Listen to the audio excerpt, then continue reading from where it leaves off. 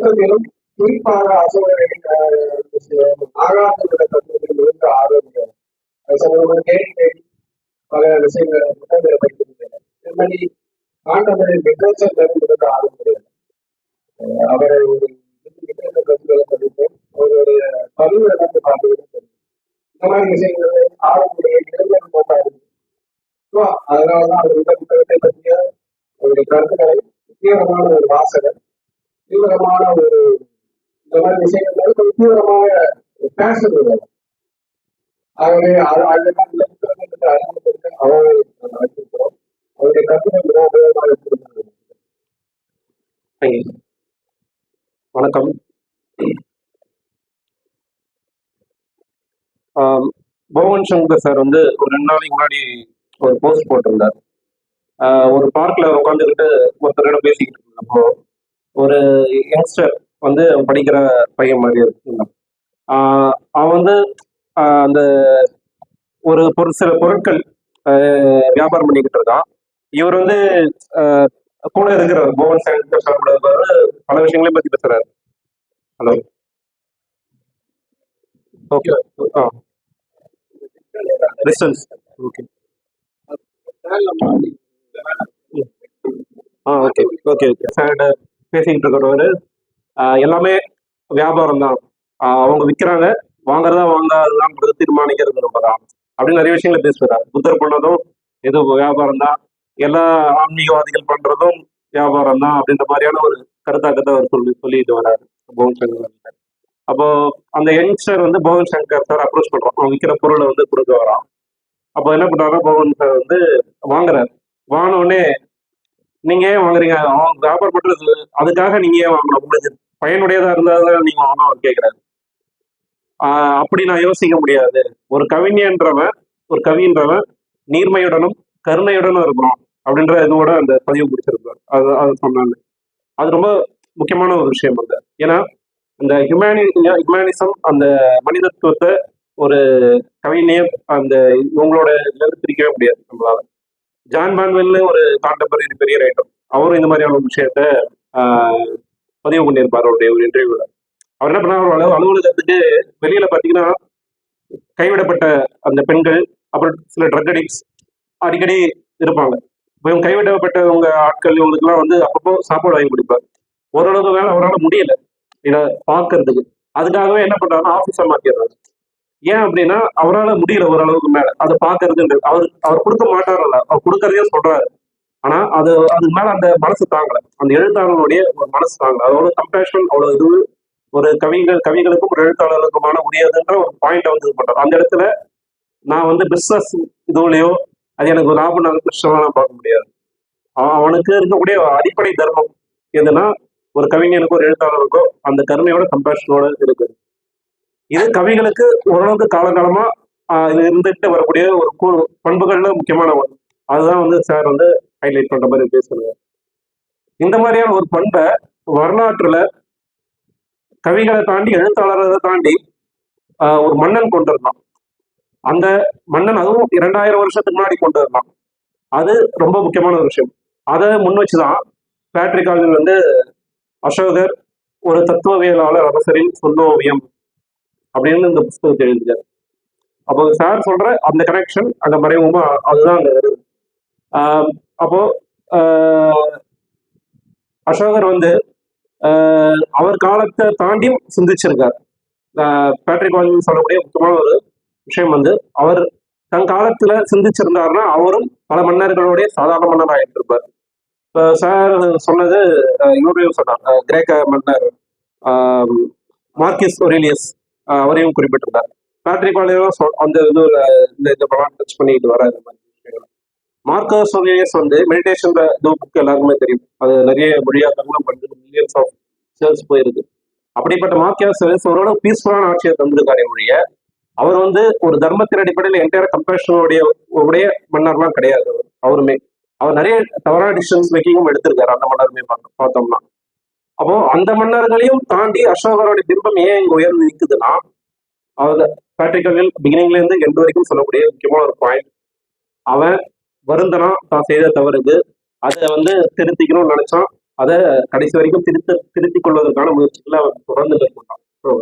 அப்போ அந்த இடத்துலதான் பிற வரலாற்றுல பிற மன்னர்கள் எல்லாரை விடையும் அசோகனுடைய பிம்பம் ஒரு பெரியதா ஒரு இதுவா நிற்குது. அந்த பெரியதுன்றது அந்த ஆளுமையோடைய ஒரு மோகம் அப்படின்றத தாண்டி அவன் முன்வைக்கக்கூடிய தர்மம், அந்த ரிப்பீட்டடா அவன் சொல்லக்கூடிய தர்மம், அந்த தர்மத்து மூலமாக தான் நம்ம அசோகனை திருப்பி திருப்பி அடையாளப்படுத்துறோம். அசோகன்னா அந்த இடத்துல தர்மம்னு நமக்கு அந்த இது வந்தது. அந்த தர்மம் எப்படிப்பட்டது, இந்த விஷயங்கள் எல்லாம் பேட்ரிக் ஆல்வின் வந்து இந்த புத்தகங்களை விளக்குறார். அந்த தர்மம் எப்படி அசோகனுடைய வாழ்க்கையில பௌத்தத்துடைய தொடர்புடையதை ஆரம்பிச்சு அது ஒரு கட்டத்துக்கு பிறகு பொதுவான தர்மமா மாறுது அசோகனுடைய அந்த இது அப்படின்றதெல்லாம் ஒவ்வொன்றா அழகா வந்து இந்த புத்தகம் சொல்லிக்கிட்டு வர்றாரு. இந்த புக்கை வந்து பேட்ரிக் ஆல்வின் வந்து 4 பகுதிகளை பிரிக்கிறார். அதாவது ராஜா அரசராக அசோகர் முதல் அத்தியாயம் பார்ட் பகுதி. 2வது உபாசகர் பௌத்தராக அசோகர். அப்புறம் தார்மீக தத்துவவியலாளராக அசோகர். இது வந்து ஹார்ட் ஆஃப் த பகுதி, இந்த இது டாபிக். அப்புறம் பாசாந்த ஐக்கியராக அசோகர். இதோட இந்த புத்தகத்தை அவர் ரிவ்யூ செய்கிறார், இந்த 4 பகுதிகளை. அப்போ ராஜா அரசராக அசோகர் வந்து எந்த சூழ்நிலைகளை வளர்ந்தார்? ஏன்னா ஆகியோகிராஃபி முன்னாடி அறிமுகப்படுத்தி சொன்ன மாதிரி ஓகிய வாழ்க்கை நூல்ல சார் வந்து அழகா ஒரு மொழிபெயர்ப்பு பதத்தை கொடுத்துருக்காரு. ஆகியோகிராஃபினா ஒரு ட்ரெடிஷனல் டெக்ஸ்ட், ஒரு புராண இதிகாசம் மாதிரியான ஒரு ஆளுமையை பத்தி அன்னைக்கு பயோகிராபிக்கலா எழுதப்பட்ட ஒரு டெக்ஸ்ட். ஆனா அதுல எந்த அளவுக்கு உண்மை இருக்கு, எந்த அளவுக்கு போயிருக்குன்றது கண்டுபிடிக்க ரொம்ப கஷ்டமான வேலை. அது வந்து ஒரு சில ஆய்வாளர்கள் செய்யறாங்க, பட் அதுக்கு ஒரு கன்க்ளூஷனுக்கு வர முடியாத ஒரு வேலை. அப்பதான் என்ன பண்றாங்க, பேட்ரிக் ஆல்வின் அந்த ஆகியோகிராஃபி ஒர்க் எல்லாம் ரிஜெக்ட் பண்றாரு என்டையரா. அது சரி தவிர இதெல்லாம் தாண்டி அதை ரிஜெக்ட் பண்றாரு. என்ன ஒரு விஷயம்னா, இதை வச்சு இது பண்ண இந்த ஒரு விஷயத்த மட்டும் ரிப்பீட்டடா அதுதான் பண்ணிக்கிட்டு இருந்தாங்க இதுக்கு முன்னாடி இருந்த ஆய்வாளர்லாம். அதையே நம்மளும் பண்ணோம் அப்படின்னா அது ஒரு அதே மாதிரியான ஒரு புத்தகமாக தான் வாய்ப்பு இருக்குன்ற புரிஞ்சுக்கிட்டு முழுக்க அசோகனுடைய கல்வெட்டுகளை பாறை சாஸ்திரங்களை மட்டுமே வச்சு 4614 சொற்கள்ன்றத இவர் வந்து வரையறை பண்றாரு. அந்த ஒவ்வொரு கல்வெட்டுகள் எவ்வளோ, அதுக்கு என்ன எதுன்றத டிஸ்கிரிப்ஷன் முதற்கொண்டு இந்த புத்தகத்துல அருமையா பதிவு பண்ணியிருக்காரு. ஒவ்வொரு கல்வெட்டுலையும் எத்தனை சொற்கள் இருக்குன்ற முதற்கொண்டு ஒவ்வொன்றுலையும் தெளிவா வந்து பின்னணிப்புல ரொம்ப அழகா பதிவு பண்ணியிருக்காரு. இடையில வந்து அந்த கல்வெட்டுகளை பிரிச்சு டேபிள் காலம்லாம் கொடுத்து ரொம்ப அற்புதமா பதிவு பண்ணியிருக்காரு. இதுக்கு முன்னாடி இருந்த வரலாற்று ஆய்வாளர்கள்லாம் பண்ணாத ஒரு விஷயத்த ஈவன் பெரிய வரலாற்று ஆசிரியர் ஒரு சேலஞ்சே ஏற்படுத்திருக்கலாம்னு பண்ணியிருக்காருன்னு சொல்லலாம் பேட்ரிக் ஆல்வின். அப்போ இங்க பிகினிங்ல பேசும்பொழுது மௌரியர் ஆட்சி பகுதி எவ்வளவு அளவுக்கு பரப்புளவுகளை கொண்டது, அது எந்த அளவுக்கு விரிஞ்சிருந்தது, இந்த விஷயங்களை பத்தி பதிவு பண்றாரு. அதுல வந்து அங்கேயும் ஆகியோகிராஃபியெல்லாம் நிராகரிச்சு மெகஸ்தானிஸ் குறிப்புகளை போயிடுறாரு. ஏன்னா சந்திரகுப்தருக்கும் கிரேக்க மன்னனுக்கும் ஒரு உடன்படிக்கை, சிந்து ஒப்பந்தம்னு ஒரு ஒப்பந்தம் நடக்குது. அங்க அலெக்சாண்டருக்கு பிறகு போர் வந்து இதுவாயிடுது. அலெக்சாண்டர் வந்து ஒரு கட்டத்துல அது இதுவாகி நோய்வாய்ப்பட்டு அந்த கொஞ்சம் இங்கிருந்து இந்தியாவிலிருந்து வரைக்கும் அவன் இறந்து போயிடுறான். அப்போ அவனுக்கு பிறகு வரக்கூடிய செலுக்கஸ் நிக்கேட்டர், இந்த அதிகாரிக்கும் சந்திரகுப்தருக்கும் சிந்துவோட ஒப்பந்தம்ன்ற ஒரு உடன்படிக்கை நடக்குது, ஒரு சமாதானம். அப்போ யானைகள் மற்ற பண்ட மாற்றங்கள் ஒரு பரிமாற்றங்கள் நடக்குது. அப்போ என்னவா இருக்கலாம்ன்ற ஒரு கருத்து இருக்கு. மெகஸ்தானிஸோடைய குறிப்புகள்ல இருந்தும் அவர் வைக்கக்கூடிய ஒரு கருத்து இதுல இருந்தும் லாஜிக்கலான ஒரு அப்ரோச்ல இருந்தும் பார்க்கும் பொழுது அந்த செலுக்கஸ் நிக்கேட்டர் சார் அவங்க செலுக்கஸ் நிக்கேட்டர்ன்ற அவனுடைய மகளை வந்து இப்ப சந்திரகுப்தரை வந்து திருமணம் பண்ணிக்கிறார். அப்போ இப்போ அசோகர் வந்து எந்த சூழ்நிலையில் வர்றாரோ ஒரு பெரிய காஸ்மோபாலிட்டன், உலகளாவிய தொடர்புகள் இருக்கக்கூடிய பல மொழிகள் பேசக்கூடிய ஒரு இடத்துல வளர்றாரு. பாடலிபுத்திரம்ன்ற இதுல வளர்றாரு. இந்த ஒரு பாயிண்ட் ஃபேசினேட்டிங்கான வகையில ஒரு விளக்கங்களோட ரொம்ப அருமையா வளர்க்குறாரு. இது ஒவ்வொன்றையும் நம்ம சொல்லிட்டு போனா நமக்கு ஒரு லென்த்தா போயிட்டே இருக்கும். அப்போ இந்த விஷயங்கள்லாம் சுருக்கமா இதை சொல்லிட்டு போயிட்டு. அப்போ இந்த பாடலிபுத்திர நகரம் எவ்வளவு பெருசா இருந்ததுன்றதையெல்லாம் இவர் சொல்றாரு. மௌரியர் காலகட்டத்துல சந்திரகுப்தர் காலத்துல ஆரம்பிச்சு அசோகன் காலத்துல அந்த பரப்பளவு எவ்வளவு பெரிய அளவுல விரிவடையுது, அது வந்து ஒரு ரோம நகரத்தோட எத்தனை மடங்கு பெருசுன்றதான் பதிவு பண்றாரு. அத்தீன்ஸை விடவும், அத்தீன்ஸ் நகரம் உங்களுக்கு தெரியும், கிரேக்கத்துடைய ஒரு முக்கியமான ஹார்ட் சிட்டி. அந்த ரோமர்களுக்கு எப்படி ரோமனியர்களுக்கு எப்படி அந்த ரோம் அப்படின்ற ஒரு நகரம் வந்து பெருசோ, அத்தீன்ஸ் வந்து அவ்வளவு நகரம் இருக்கு. அத்தீன்ஸோட 20 மடங்கு பெருசா வந்து பாடலிபுத்திரம் இருந்ததுன்றது ஒரு ஆர்கியாலஜிக்கல் ஆய்வு அடிப்படையில ஆய்வாளர் பதிவு பண்ண விஷயங்களை தொகுத்து அழகா பதிவு பண்ணிக்கிட்டு பிராக்டிக்கல் ரொம்ப ஃபேசினேட்டிங்கா இருக்கு. நம்ம யோசிச்சு பார்க்கறதுக்கே இதுவா இருக்கு. அப்ப அசோகர் காலகட்டத்துல 50 லட்சம் பேர் 5 மில்லியன் பீப்புள் இருந்திருப்பாங்கன்றார். 50 லட்சம் மக்கள் இந்த பாடலிபுத்திர நகரங்கள்ல இந்த பகுதிகளை அசோகருடைய ஆளுகைக்கு உட்பட்டு பரப்பளவுல இருந்திருப்பாங்கன்றாரு. அந்த பாடலிபுத்திரத்துடைய நகரத்துடைய அந்த வாயில்கள் மட்டுமே ஆயிரக்கணக்கில் சாரி நூற்றுக்கணக்கில் வருது. அப்புறம் அந்த அந்த வாட்ச் பண்ணாங்க, வாட்ச் டவர் அந்த இருக்கும் பாத்தீங்களா, அந்த அது மட்டுமே 500 சில்லற இருந்ததுன்றது ஆர்கியாலஜி பிரகாரம் பதிவு பண்றாங்க. அதை தாண்டி இன்னைக்கு இருக்கக்கூடிய அந்த சாஞ்சி இந்த இதுவெல்லாம் இருக்குல்ல, பாடாலி சுத்தி இருக்கக்கூடிய அந்த இது அதெல்லாம் இன்னமும் புதைப்பொருள் ஆராய்ச்சிகள் நிறைய மேற்கொள்ளப்படணும்ன்றதையும் பேட்ரிக் பதிவு பண்றாரு. அசோகனுடைய இன்னைக்கு கிடைச்சிருக்கிற அந்த தூண்கள் இதெல்லாம் பார்க்கும்போது ஒட்டுமொத்தமுமே 20 தான் நமக்கு தொல்லியல் சான்றுகள் பிரகாரம். அதுல ஒண்ணு நம்ம அந்த புத்தகத்திலேயே பார்க்கக்கூடிய பின்னாடி பார்க்கறது சாரநாத்தோடைய அந்த கேபிட்டல் தலை, அந்த சிங்க தலைகள் கொண்ட இது. இந்த விஷயங்களே பத்தியும் இந்த பரப்பளவுலாம் பேசிட்டு சொல்றாரு. அசோகர் வந்து ஒரு கட்டுனரா ஒரு இது எப்படி வந்து இந்த 20 தூண்களை வந்து ரொம்ப அற்புதமா செதுக்கியிருக்காரு, ரொம்ப இதுவா பண்ணியிருக்காரு. அதாவது ஒரு கட்டட கலைக்கே அந்த இதுவுக்கே வந்து அசோகர் வந்து முன்னோடியா இருக்காருன்ற விஷயங்களையும் பதிவு பண்றாரு. அப்புறம் எழுத்தாளரா ஒரு அசோகர் எப்படி இருந்திருக்காருன்ற விஷயத்தையும் பேட்ரிக் ஆல்வின் வந்து பதிவு பண்ணியிருக்காரு. பேட்ரிக் ஆல்வின் சொல்றபடி பார்க்கும்பொழுது அசோகன் வந்து அவனுடைய காலகட்டத்தை எழுதப்பட்ட பௌத்த நூல்கள் உட்பட என்னென்ன எழுதப்பட்டிருக்கோ அது அத்தனையத்தை பத்தின ஒரு அறிவையும் அவன் கொண்டிருந்தான்ற ஒரு விஷயத்த பதிவு பண்றாரு. அப்ப பதிவு பண்ணும் பொழுது இந்த 4614 வார்த்தைகள் இருக்கக்கூடிய கல்வெட்டுகள் மொத்தம் நம்ம சொல்றோம் இல்லைங்களா, அப்போ அதுக்குட்பட்டு மட்டுமே நம்ம எப்படி இது பண்ண முடியும் அப்படின்ற ஒரு கொஸ்டினை வச்சுட்டு அதுக்கு விஷயங்களை சொல்லும்போது அந்த இடத்துல ஒரு அழகான விளக்கத்தை கொடுக்குறாரு. நம்ம வெறும் வார்த்தைகளை மட்டும் எடுக்கக்கூடாது, அந்த வார்த்தைகளுக்கு இடைப்பட்ட மௌனங்களையும் நம்ம புரிஞ்சுக்கணும்.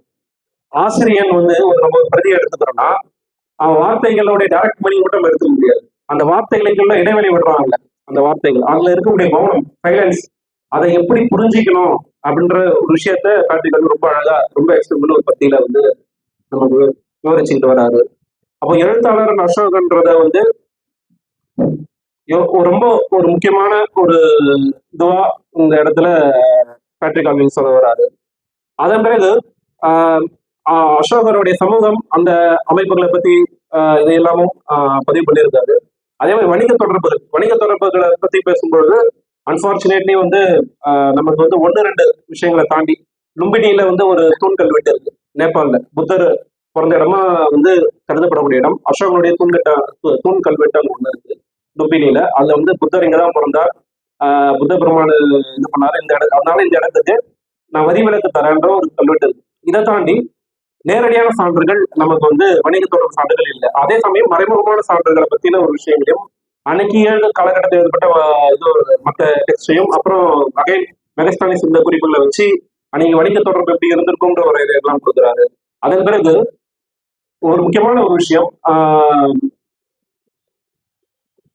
தூதியல்ன்ற ஒரு அத்தியாயத்தை பத்தி பேசும் பொழுது அன்னைக்கு இருக்கக்கூடிய காலகட்டத்துல அந்த மற்ற மன்னர்களுக்கு அனுப்பக்கூடிய தூது இதையெல்லாம் குதிரையில தான் போகணும். அப்ப இதெல்லாம் எப்படி அசோகர் காலகட்டத்தில் பண்ணப்பட்டிருக்கும்ன்ற ஒரு விளக்கங்களையும் வந்து அழகா பதிவுபட்டார். ஒரு இடத்த அவர் அனுப்புனதை அதை போய் சேர்றதுக்கு அந்த கால சூழ்நிலைகள், மழை, இந்த பனி, இதையெல்லாம் தாண்டி அவங்க எப்படி போய் சேருவாங்க, ரீச் ஆவாங்க. ஏன்னா அன்னைக்கு வந்து பாலங்கள் கிடையாது அசோகர் காலகட்டத்தில் நம்ம பார்க்கும்போது. அப்ப அதையெல்லாம் எப்படி வந்து அவங்க ரீச் பண்ணி ஒரு மாசமா தான் இருக்கும் ஒரு இடத்துல இருந்து இந்த ஒரு குறிப்பிட்ட இடத்துக்கு போறதுக்கு அப்படின்ற விஷயங்கள்லயும் அவர் பதிவு பண்ணியிருக்காரு. அதுல அதே மாதிரி அசோகர் வந்து முதல் முறையா அவருக்கு முன்னாடி வந்து இந்த மாதிரியான ஒரு வரையறைகள் இல்லை. அப்போ அசோகர் காலகட்டத்துல ஒரு ஆட்சி இதோட வந்து ஒரு வரையறைகளை கொண்டு வராது, அது அதிகாரிகள் நியமிக்கிறாரு. அந்த அதிகாரிகள்ல முதல்ல அவங்க மகாமாத்திரர்கள்ன்றவங்க, அந்த அமைச்சர்ன்ற மாதிரியான ஒரு பொசிஷன்ல இருக்கிறவங்க. அதுக்கு பிறகு ரஜிகர்கள் அப்படின்றவங்க வராங்க. அதுக்கு பின்னாடி இன்னும் 2 பேர்லாம் மொத்தம் 4-5 அதிகாரிகளை பத்தி அந்த படிநிலைகளை பத்தி சொல்றாரு. இல்ல முக்கியமா இருக்கிறவங்க மகாமாத்திரர்களும் ரஜிகர்களும். இவங்க வந்து மன்னன் கூட நேரடியான ஒரு கம்யூனிகேஷன்ல இருக்காங்க பாத்தீங்கன்னா. அப்போ இவங்களுக்கான பணிகள் என்னென்னன்றத அசோகர் வந்து பிரிச்சு கொடுத்து தொடர்ந்து அவங்க கிட்ட நேரடியாக உரையாடிக்கிட்டே இருக்காரு. இப்போ இந்த இன்ஸ்கிரிப்ஷன்ல மக்கள் கூட நேரடியா பேசக்கூடியது ஒரு பாதினா, மீதி பாதி நம்ம ரஜிகர்களுடைய அதிகாரிகள் மூலமா மறைமுகமான கம்யூனிகேஷன் பண்றது இன்னொரு பாதி. இப்போ அப்போ இந்த இந்த மகாமாத்திரர்களும் ரஜிகர்களும் எவ்வளவு அளவுக்கு இன்ஃபுளுன்ஷியலா இருக்கிறாங்கன்றது நமக்கு புரியும். அதே சமயம் மகாமாத்திர ரஜிகர்களுக்கு ஒரு வார்னிங்கும் கொடுக்குறாரு. ஏன்னா நீங்க என்னுடைய நேரடி தொடர்புல இருக்கீங்க, என்னுடைய முகமா நீங்க செயல்படுறீங்க, அப்ப மக்கள் கூட எவ்வளவு கனிவா நடந்துக்கணும், இதுவா ஒரு சரியான இந்த நீதி நியாயங்களை நீங்க வழங்குற இடத்துல இருக்கீங்கன்றதையும் அசோகர் பதிவு பண்றாரு. அதே மாதிரி இதை நம்ம எல்லாருமே கேள்விப்பட்டிருப்போம். நான் எங்க இருந்தாலும் மந்தபுரத்துல இருந்தாலும் வேற எந்த இடத்துல இருந்தாலும் நீங்க இந்த மகாமத்திரர்கள மக்களுடைய அந்த பிரச்சனைகளை எங்கிட்ட கொண்டு வரணும் அப்படின்ற ஒரு விஷயத்த ஒரு பாறை சாசனத்துல அசோகர் வந்து பதிவு பண்றாரு. எந்த இடத்துல இருந்தாலும் நம்ம சாப்பிட்ற இடத்துல இருந்தாலும் சரி, எந்த இடத்துல இருந்தாலும் சரி, என்னுடைய இது காதுக்கு எல்லாமே வந்து அடையணும், எதையுமே நீங்க விடக்கூடாது, அதாவது எவ்வளவு வேலைகள் இருந்தாலும் அதை செய்யணும்.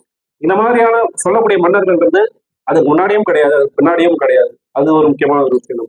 அதாவது மக்களுக்காக நான் இருப்பேன் அப்படின்ற சொல்ற மன்னர்கள், அதாவது மற்ற மன்னர்கள் எல்லாமே என்ன பண்ணாங்கன்னா குடிகளை பத்தி பேசுறாங்க, குடிகளுடைய நன்மைகளை பத்தி பேசுறாங்க. ஆனா அசோகன் தான் நான் பணி எதுவாக இருந்தாலும் அந்த புறத்துல இருந்தாலும் பிரைவசி கூட எனக்கு தேவையில்லை, மக்களுடைய நிறை குறைகள், மக்களுக்கு என்ன நிறை குறைகள், மக்களுடைய தேவைகள் என்ன, அது எனக்கு வந்து சேரணுன்ற சொல்ற ஒரு அசோகன் தான். பல வகையில அசோகன் வந்து தன் காலத்தை கடந்து சிந்திச்சிருக்கான், தன் காலத்தை கடந்து யோசிச்சிருக்கான். அதுக்கு பௌத்த தர்மம்ன்றது ஒரு அடிப்படை, ஒரு அடிக்கூட, ஒரு ஆரம்பமா வந்து ரொம்ப முக்கியத்துவமா இருந்தது. அப்போ அசோகர் வந்து பொது ஆண்டு முன்பு நம்ம பிசி இந்த பிசின்னு நம்ம தமிழ்ல சொல்லுவோம். அதாவது கிட்டத்தட்ட 2300 வருஷங்களுக்கு முன்னாடி அதிகாரியாடுறோம். அதுக்கான ஒரு ஒரு யோகத்தின் அடிப்படையில் அண்ட் ஒரு ஒரு இதுவான எக்ஸ்பிளேஷன் அடிப்படையில், இப்படிப்படியான எக்ஸ்பிளேஷன் அடிப்படையில பொது ஆண்டு முன்பு 268 அவன் வந்து அரியணை ஏறி இருப்பான்றாரு. அதாவது அவன் அரியணை ஏறும்போது 34 வயசு அவனுக்கு, அசோகருக்கு பாத்தீங்கன்னா. அப்போ அதே மாதிரி அவன் மரணம் ஆகக்கூடிய இதுன்றது 232 அப்படின்னு சொல்றாரு. இப்ப நம்ம கிமு பொது ஆண்டு முன்பு எடுத்துக்கிட்டோம்னா நம்ம இப்படிதான் போகும். எப்படின்னா 268ன்றது நம்ம முன்ன இதோ எங்க குறிக்கும், 232 அவன் வயசாக வர இப்படி பிடிக்கும். ஏன்னா 232, 31, 30 இப்படி போகும். அப்ப இந்த கணக்குல பார்க்கும்பொழுது 37 வருஷங்கள் அவன் ஆட்சி பண்ணியிருக்கான், ஒரு நிலையான ஆட்சியை கொடுத்துருக்கான். தர்மத்தை அடிப்படை முன் வச்சு மக்களுக்கான நலனை முன்னிறுத்திய ஒரு ஆட்சியை வந்து கொடுத்துருக்கான். அப்போ சந்திரகுப்தர் மௌரியர், பிந்துசாரர், அசோகருடைய அப்பா பிந்துசாரர், சந்திரகுப்த மௌரியரோட தாத்தா, அசோகருடைய தாத்தா. அப்ப பிந்துசாரரும் ஒரு கிரேக்க பெண்ணை மணந்திருக்கலாம்ன்ற ஒரு கருத்தம் இருக்கு. அவனுக்கு அசோகருக்கு நேரடியான அம்மாவா ஒரு கிரேக்க அம்மாவா இருந்து பாடுறது வாய்ப்பு இருக்கான்றது தெரியல. ஆனா பழைய இந்தியாவை எடுத்துக்கும் பொழுது ஒவ்வொரு ராணியுமே, ஒவ்வொரு அரசனுடைய ஒவ்வொரு மனைவியுமே அந்த பிரின்ஸ், அந்த இளவரசனுக்கு அம்மா தான். அப்போ அவனுக்கு பல வகைகளையும் பல ஞானமும் வந்து இருந்திருக்கும்ன்றத ரொம்ப கிளியரா வந்து எக்ஸ்பிரஷனாக சொல்றாரு. அவர் சொல்றதுக்கு ஏற்ற மாதிரி அந்த கல்வெட்டுகள் இருக்கக்கூடிய அந்த பொருள் அதுதான் நமக்கு உணர்த்துது. ஏன் அவன் அவ்வளவு விஷயம் சிந்திச்சிருக்கான்னா அவனுக்கு கிடைச்ச விஷயங்களும் ஞானமும் அவ்வளவு அளப்பரியதா இருந்திருக்கு. அவன் அதை பார்த்த பார்வையும் வேற தளமா இருந்திருக்கு. அப்போ அசோகருக்கு பிறகு வரக்கூடிய ஒரு சில மன்னர்கள் அசோகனுடைய இதை வந்து ஃபாலோ பண்ணியிருக்காங்க, மௌரியன் வந்தவங்க. அது போக போக போக என்ன ஆகுதுன்னா அது தேஞ்சு போயிடும். அதாவது அசோகன் முன்வைக்கக்கூடிய தர்மம் இந்த சார்ந்த விஷயங்கள் வந்து அவன் காலகட்டத்துக்கு பிறகு அவ்வளவு இதுவா வந்து ஸ்ட்ராங்கா அவன் அளவுக்கு ஃபாலோ பண்ணப்பட அந்த ஒரு விஷயத்தையும் வந்து பேட்ரிக் சொல்றாரு. அதாவது 137 வருஷம் பல பேர் ரோம இதுவா எடுத்துக்கலாம். அவங்கெல்லாம் வந்து 600 வருஷத்துக்கு 500 வருஷத்துக்கு மேல ஆட்சி பண்ணியிருக்காங்க. அதுவே வந்து நம்ம ஆட்டோமான் எடுத்துக்கலாம், ஈஸ்டர்ன் ரோமன் சொல்லுவோம். அவங்களாம் பார்த்தீங்கன்னா 1000 வருஷங்களுக்கு மேலே போயிருக்கு அவங்களுடைய ஆட்சி தான். ஆனா அதுக்கு ஈக்குவலான சிறப்பு மிக்க மௌரிய ஆட்சியோ 137 வருஷங்கள்ல முடிஞ்சு போயிடுச்சு அப்படின்ற பேட்ரிக் விஷயம் சொல்றாரு. ஏன்னா அசோகன் இதுல பீக்ல இருந்தது, அசோகன் என்ன சொன்னானோ அதை ஃபாலோ பண்ணாம போனதுனால, அந்த விஷயங்கள் இது பண்ணாததுனால அது ஒரு வீழ்ச்சியை நோக்கி போயிருக்கலாம் அப்படின்ற ஒரு கருத்தை வந்து பேட்ரிக் வைக்கிறாரு. அசோகருடைய முடிவு, அசோகருடைய அந்த கடைசி வாரிசு அந்த வரவுல இந்த பிருகத் ரதா அப்படின்ற ஒரு மன்னன் தான் கடைசி மௌரிய மன்னன். அவனை வந்து தோற்கடிச்சுதான் புஷ்யமித்ர சுங்கன் அப்படின்ற ஒரு ஒரு அதிகாரி, தளபதி, அவனுடைய தளபதியா இருக்கான். அவன் தான் வந்து தோற்கடிச்சு கடைசி பிருகத் ரதம் தோற்கடிச்சு ஆட்சியை வந்து சுங்க ஆட்சியை நிறுவலாம். அப்போ அதோட மௌரிய ஆட்சி நம்மளுக்கு முடிவடைது. எப்படின்னா 1200 வருஷத்துக்கு கிட்டத்தட்ட முன்னாடியே மௌரிய வம்சம் ஒரு முடிவு நம்ம பார்க்கும்போது. இப்போ பகுதி 2ல பத்தி நம்ம இது பண்ணும் பொழுது ஆஹ் உபாசகராக பௌத்த அசோகர் வந்து முன்னேற்கிறார் பேட்ரிக் கார்டன். எப்படி இந்த ஒரு விஷயத்துல என்னன்னா நிறைய ஒரு குற்றச்சாட்டுகள் இருக்கு. அசோகன் வந்து ஆஹ் பௌத்தத்தை ஆஹ் ஆஹ் தழுவுறதுக்கு முன்னாடி கலிங்க போர் நடக்கல. அவன் பௌத்தத்தை தழுவின பிறகு தான் கலிங்க போர் நடந்திருக்கு அப்படின்றத ஒரு சில குற்றச்சாட்டுகள் இருக்கு. அந்த மாதிரி விஷயங்கள் இருக்கு. அவன் பௌத்தத்தோடைய பற்றுதல் கொண்டு இருந்த பிறகுதான் வந்து கலிங்கத்தின் மேல போர் கொடுத்து ஒரு அத்தனை மரணங்கள் நிகழ்ந்தன அப்படின்னு ஒரு அதுக்கான விளக்கங்களை பேட்ரிக் ரொம்ப நுணுக்கமா உண்மையா சொல்றாரு. அப்ப அவன் என்னவா இருக்கான் அப்படின்னா, அவன் தீவிர பற்றுதல் கொண்டவனா இருக்கான் அப்படின்னா கிடையாது. உபாசகனா ஆரம்பிக்கிறான். அவன் வந்து கலிங்க போர் நடக்கிறதுக்கும் அவன் பௌத்தத்தை ஃபாலோ பண்ண ஆரம்பிக்கிறது. இப்ப எப்படி நம்ம நிறைய பேர்ல ஒரு சில பேர் என்ன பண்ணலாம்னா ரிலீஜியஸ் இது வந்து ஒரு ரிச்சுவலா ஃபாலோ பண்ணும். எப்படின்னா நம்ம ஞாயிற்றுக்கிழமையாவே இந்த சர்ச்சுக்கு போவாங்க. அதே வந்து இப்போ இந்து அவங்கள எடுத்துக்கிட்டோம்னா இந்த வெள்ளிக்கிழமையானா சனிக்கிழமையானா அவங்க ரொம்ப பட்டுதல் இருக்கும் இல்லையோ அந்த நம்பிக்கை அந்த அவங்க அப்பா அம்மா சொல்லி கொடுத்தது பேர்ல போயிட்டு வரவங்களும் இருப்பாங்க. அப்போ அசோகனுடைய இந்த நம்பிக்கை இந்த உபாசகன்றது இப்படிதான் கொஞ்சமா ஆரம்பிக்கும். எப்படின்னா போய் சங்கத்துல பேசுறதுக்கு முன்னாடி பௌத்தத்தை பத்தி ஒரு பேச ஆரம்பிக்கக்கூடிய ஒரு அடிப்படை உபாசகன் உபாசிகை இல்லைன்னா உபாசிகை அப்படின்றது சமஸ்கிருத உபாசிகா பெண் இது எடுத்துக்கணும். இந்த உபாசிகைனா என்னன்னா துறவைகளை ஆகாம பட் ஸ்டில் அந்த இதுல இருக்குது. ஏன்னா பௌத்தமும் சமணமும் பார்த்தீங்கன்னா நமக்கு துறவரத்தை ஓரளவுக்கு வலியுறுத்தக்கூடியது. பட் அதே சமயம் அந்த உபாசகர்கள் இருந்திருக்காங்க. அது லேமேன்னு வந்து நம்ம இங்கிலீஷ்ல சொல்லுவோம். நம்ம ஆங்கிலத்தில் சொல்லுவோம் பார்த்தீங்கன்னா. அப்போ அசோகன் வந்து உபாசகனா ஆரம்பிச்சிருக்கான். எப்போனா அந்த கலிங்க போர் நடக்கும் பொழுது, அதாவது அரியணை ஏறி 8வது ஆண்டுல தான் கலிங்க போர் வந்து நமக்கு நடக்குது. 8 வருஷம் அந்த இதோட தான் பாத்தீங்கன்னா. அப்போ அவன் உபாசகனா இருக்கும்பொழுது வந்து இந்த கலிங்க போர் வந்து நடக்குது. அப்போ வந்து நிறைய மரணங்கள் நிகழுது. அப்போ அவன் தீவிரப்பட்டதான ஒரு பௌத்தனா அசோகன் அப்போ கிடையாது. இப்போ அவங்க ஏதாவது அசோகன் மேல குற்றச்சாட்டு வைக்கக்கூடியவங்களுக்கு சொல்லக்கூடிய ஒரு பேலன்ஸ்டான பதில் இதுதான். என்னன்னா அவன் வந்து கலிங்க போருக்கு பிறகு நிச்சயமா மனம் மாறி இருக்கான். கலிங்க போர் நடக்கும் பொழுது அவன் ரொம்ப பற்றுதல் கொண்ட பௌத்தனா கிடையாது. ஆனா அவன் உபாசகனா இருந்தான். அதாவது லேமேனா ஒரு பேசிக் ஒரு டிசிப்ளினா இருந்திருக்கான். பேசிக் டிசிப்ளினுக்கு எடுத்த உடனே அந்த எப்படி ஒரு நமக்கு அந்த இது வந்துடும் அந்த ஒரு விஷயங்களை பத்தி. அப்பதான் அவன் ஆரம்பிச்சிருக்கான். அன்பார்ச்சுனேட்லி அந்த டைம்ல தான் கலிங்க போர் நடக்குது.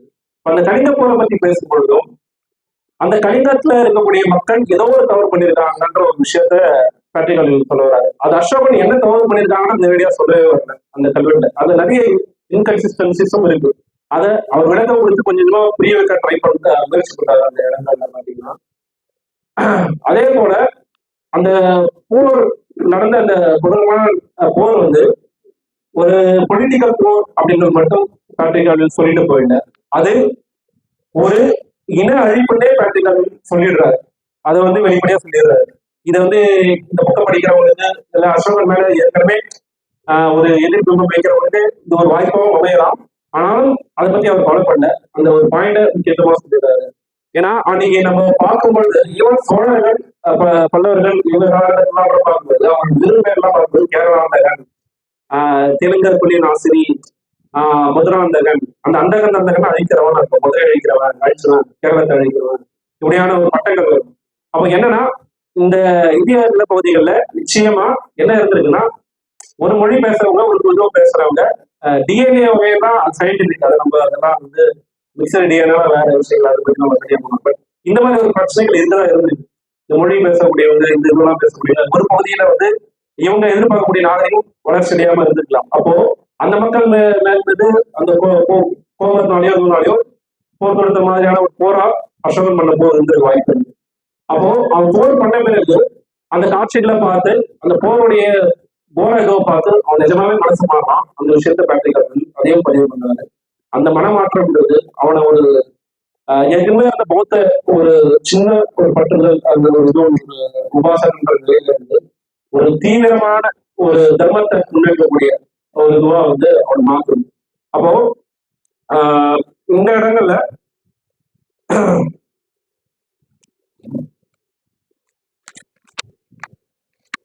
இது பண்ணும்பொழுதுதான் நமக்கு என்னன்னா அவனுடைய அரசாணைகள், அவனுடைய அந்த எடிக்ஸ் நம்ம சாசனங்கள் இல்ல அரசாணைகள்ன்றத நம்ம தமிழ் சொல்லுவோம். அந்த அரசாணைகளை அவன் பதிய ஆரம்பிக்கிறான். அப்போ சிறுபார சிறுபாறை அரசாணை 2 இருக்கு. அதுலதான் ஆரம்பிக்குது அவனுடைய பொறிக்கிறது, கல்வெட்டுகளாக தன்னுடைய செயல்பாடுகளை பொறிக்கிற மரம் பண்றது அங்கதான் ஆரம்பிக்குது. அதன் பிறகு பெரும்பாறை சாசனங்கள் 14 சாசனங்கள் இருக்கு. இது ஒரு சில இடங்கள்ல இது பதிவா இருக்கு. அது வந்து ஆந்திராவில் எர்ரகுடியில், நமக்கு பக்கத்துல எடுத்துக்கிட்டோம்னா எர்ரகுடியில் ஒரு ஆந்திராவில் ஒரு ஏரியா இருக்கு, கர்னூல் டிஸ்ட்ரிக்ட் பக்கத்துல. இங்க பாத்தீங்கன்னா 14 பெரும்பாறை சாசனங்களும் 2 குறும்பாறை சாசனங்களும் அங்க அசோகனுடைய அதிகாரிகள் பதிச்சிருக்காங்க. ரொம்ப முக்கியமான ஒரு இடம். ஏன்னா மற்றது எல்லாமே நமக்கு நார்த்லயும் அந்த நார்த் வெஸ்ட்லயும் இந்த மாதிரியான பகுதிகளில் தான் நமக்கு கிடைக்குது. ஏன்னா மொத்தமா பெரும்பாறை சாசனங்கள்ன்றது. அதை தாண்டி நம்ம சவுத்துல வந்து ரொம்ப ஒரு குறிப்பிட்ட இடங்கள்ல தான் இருக்கு. அது ஆந்திரால முழுமையா அந்த பதிவாயிருக்கு. அப்புறம் கர்நாடகால சிறுபாறை சாசனங்கள் தான் அங்கங்க பதிவாயிருக்கு நம்ம பார்க்கும்போது. இதுக்கிடையில இன்னொரு வியூ, அசோகனுடைய அந்த பேர் விளக்கம், அதுவுமே ஆய்வாளர்களுக்கு மத்தியில அசோகனுடைய அந்த பெயர் இருக்கு. அவன் என்ன சொல்றான்னா, கல்வெட்டுகள் அவனுடைய 90 அவனுடைய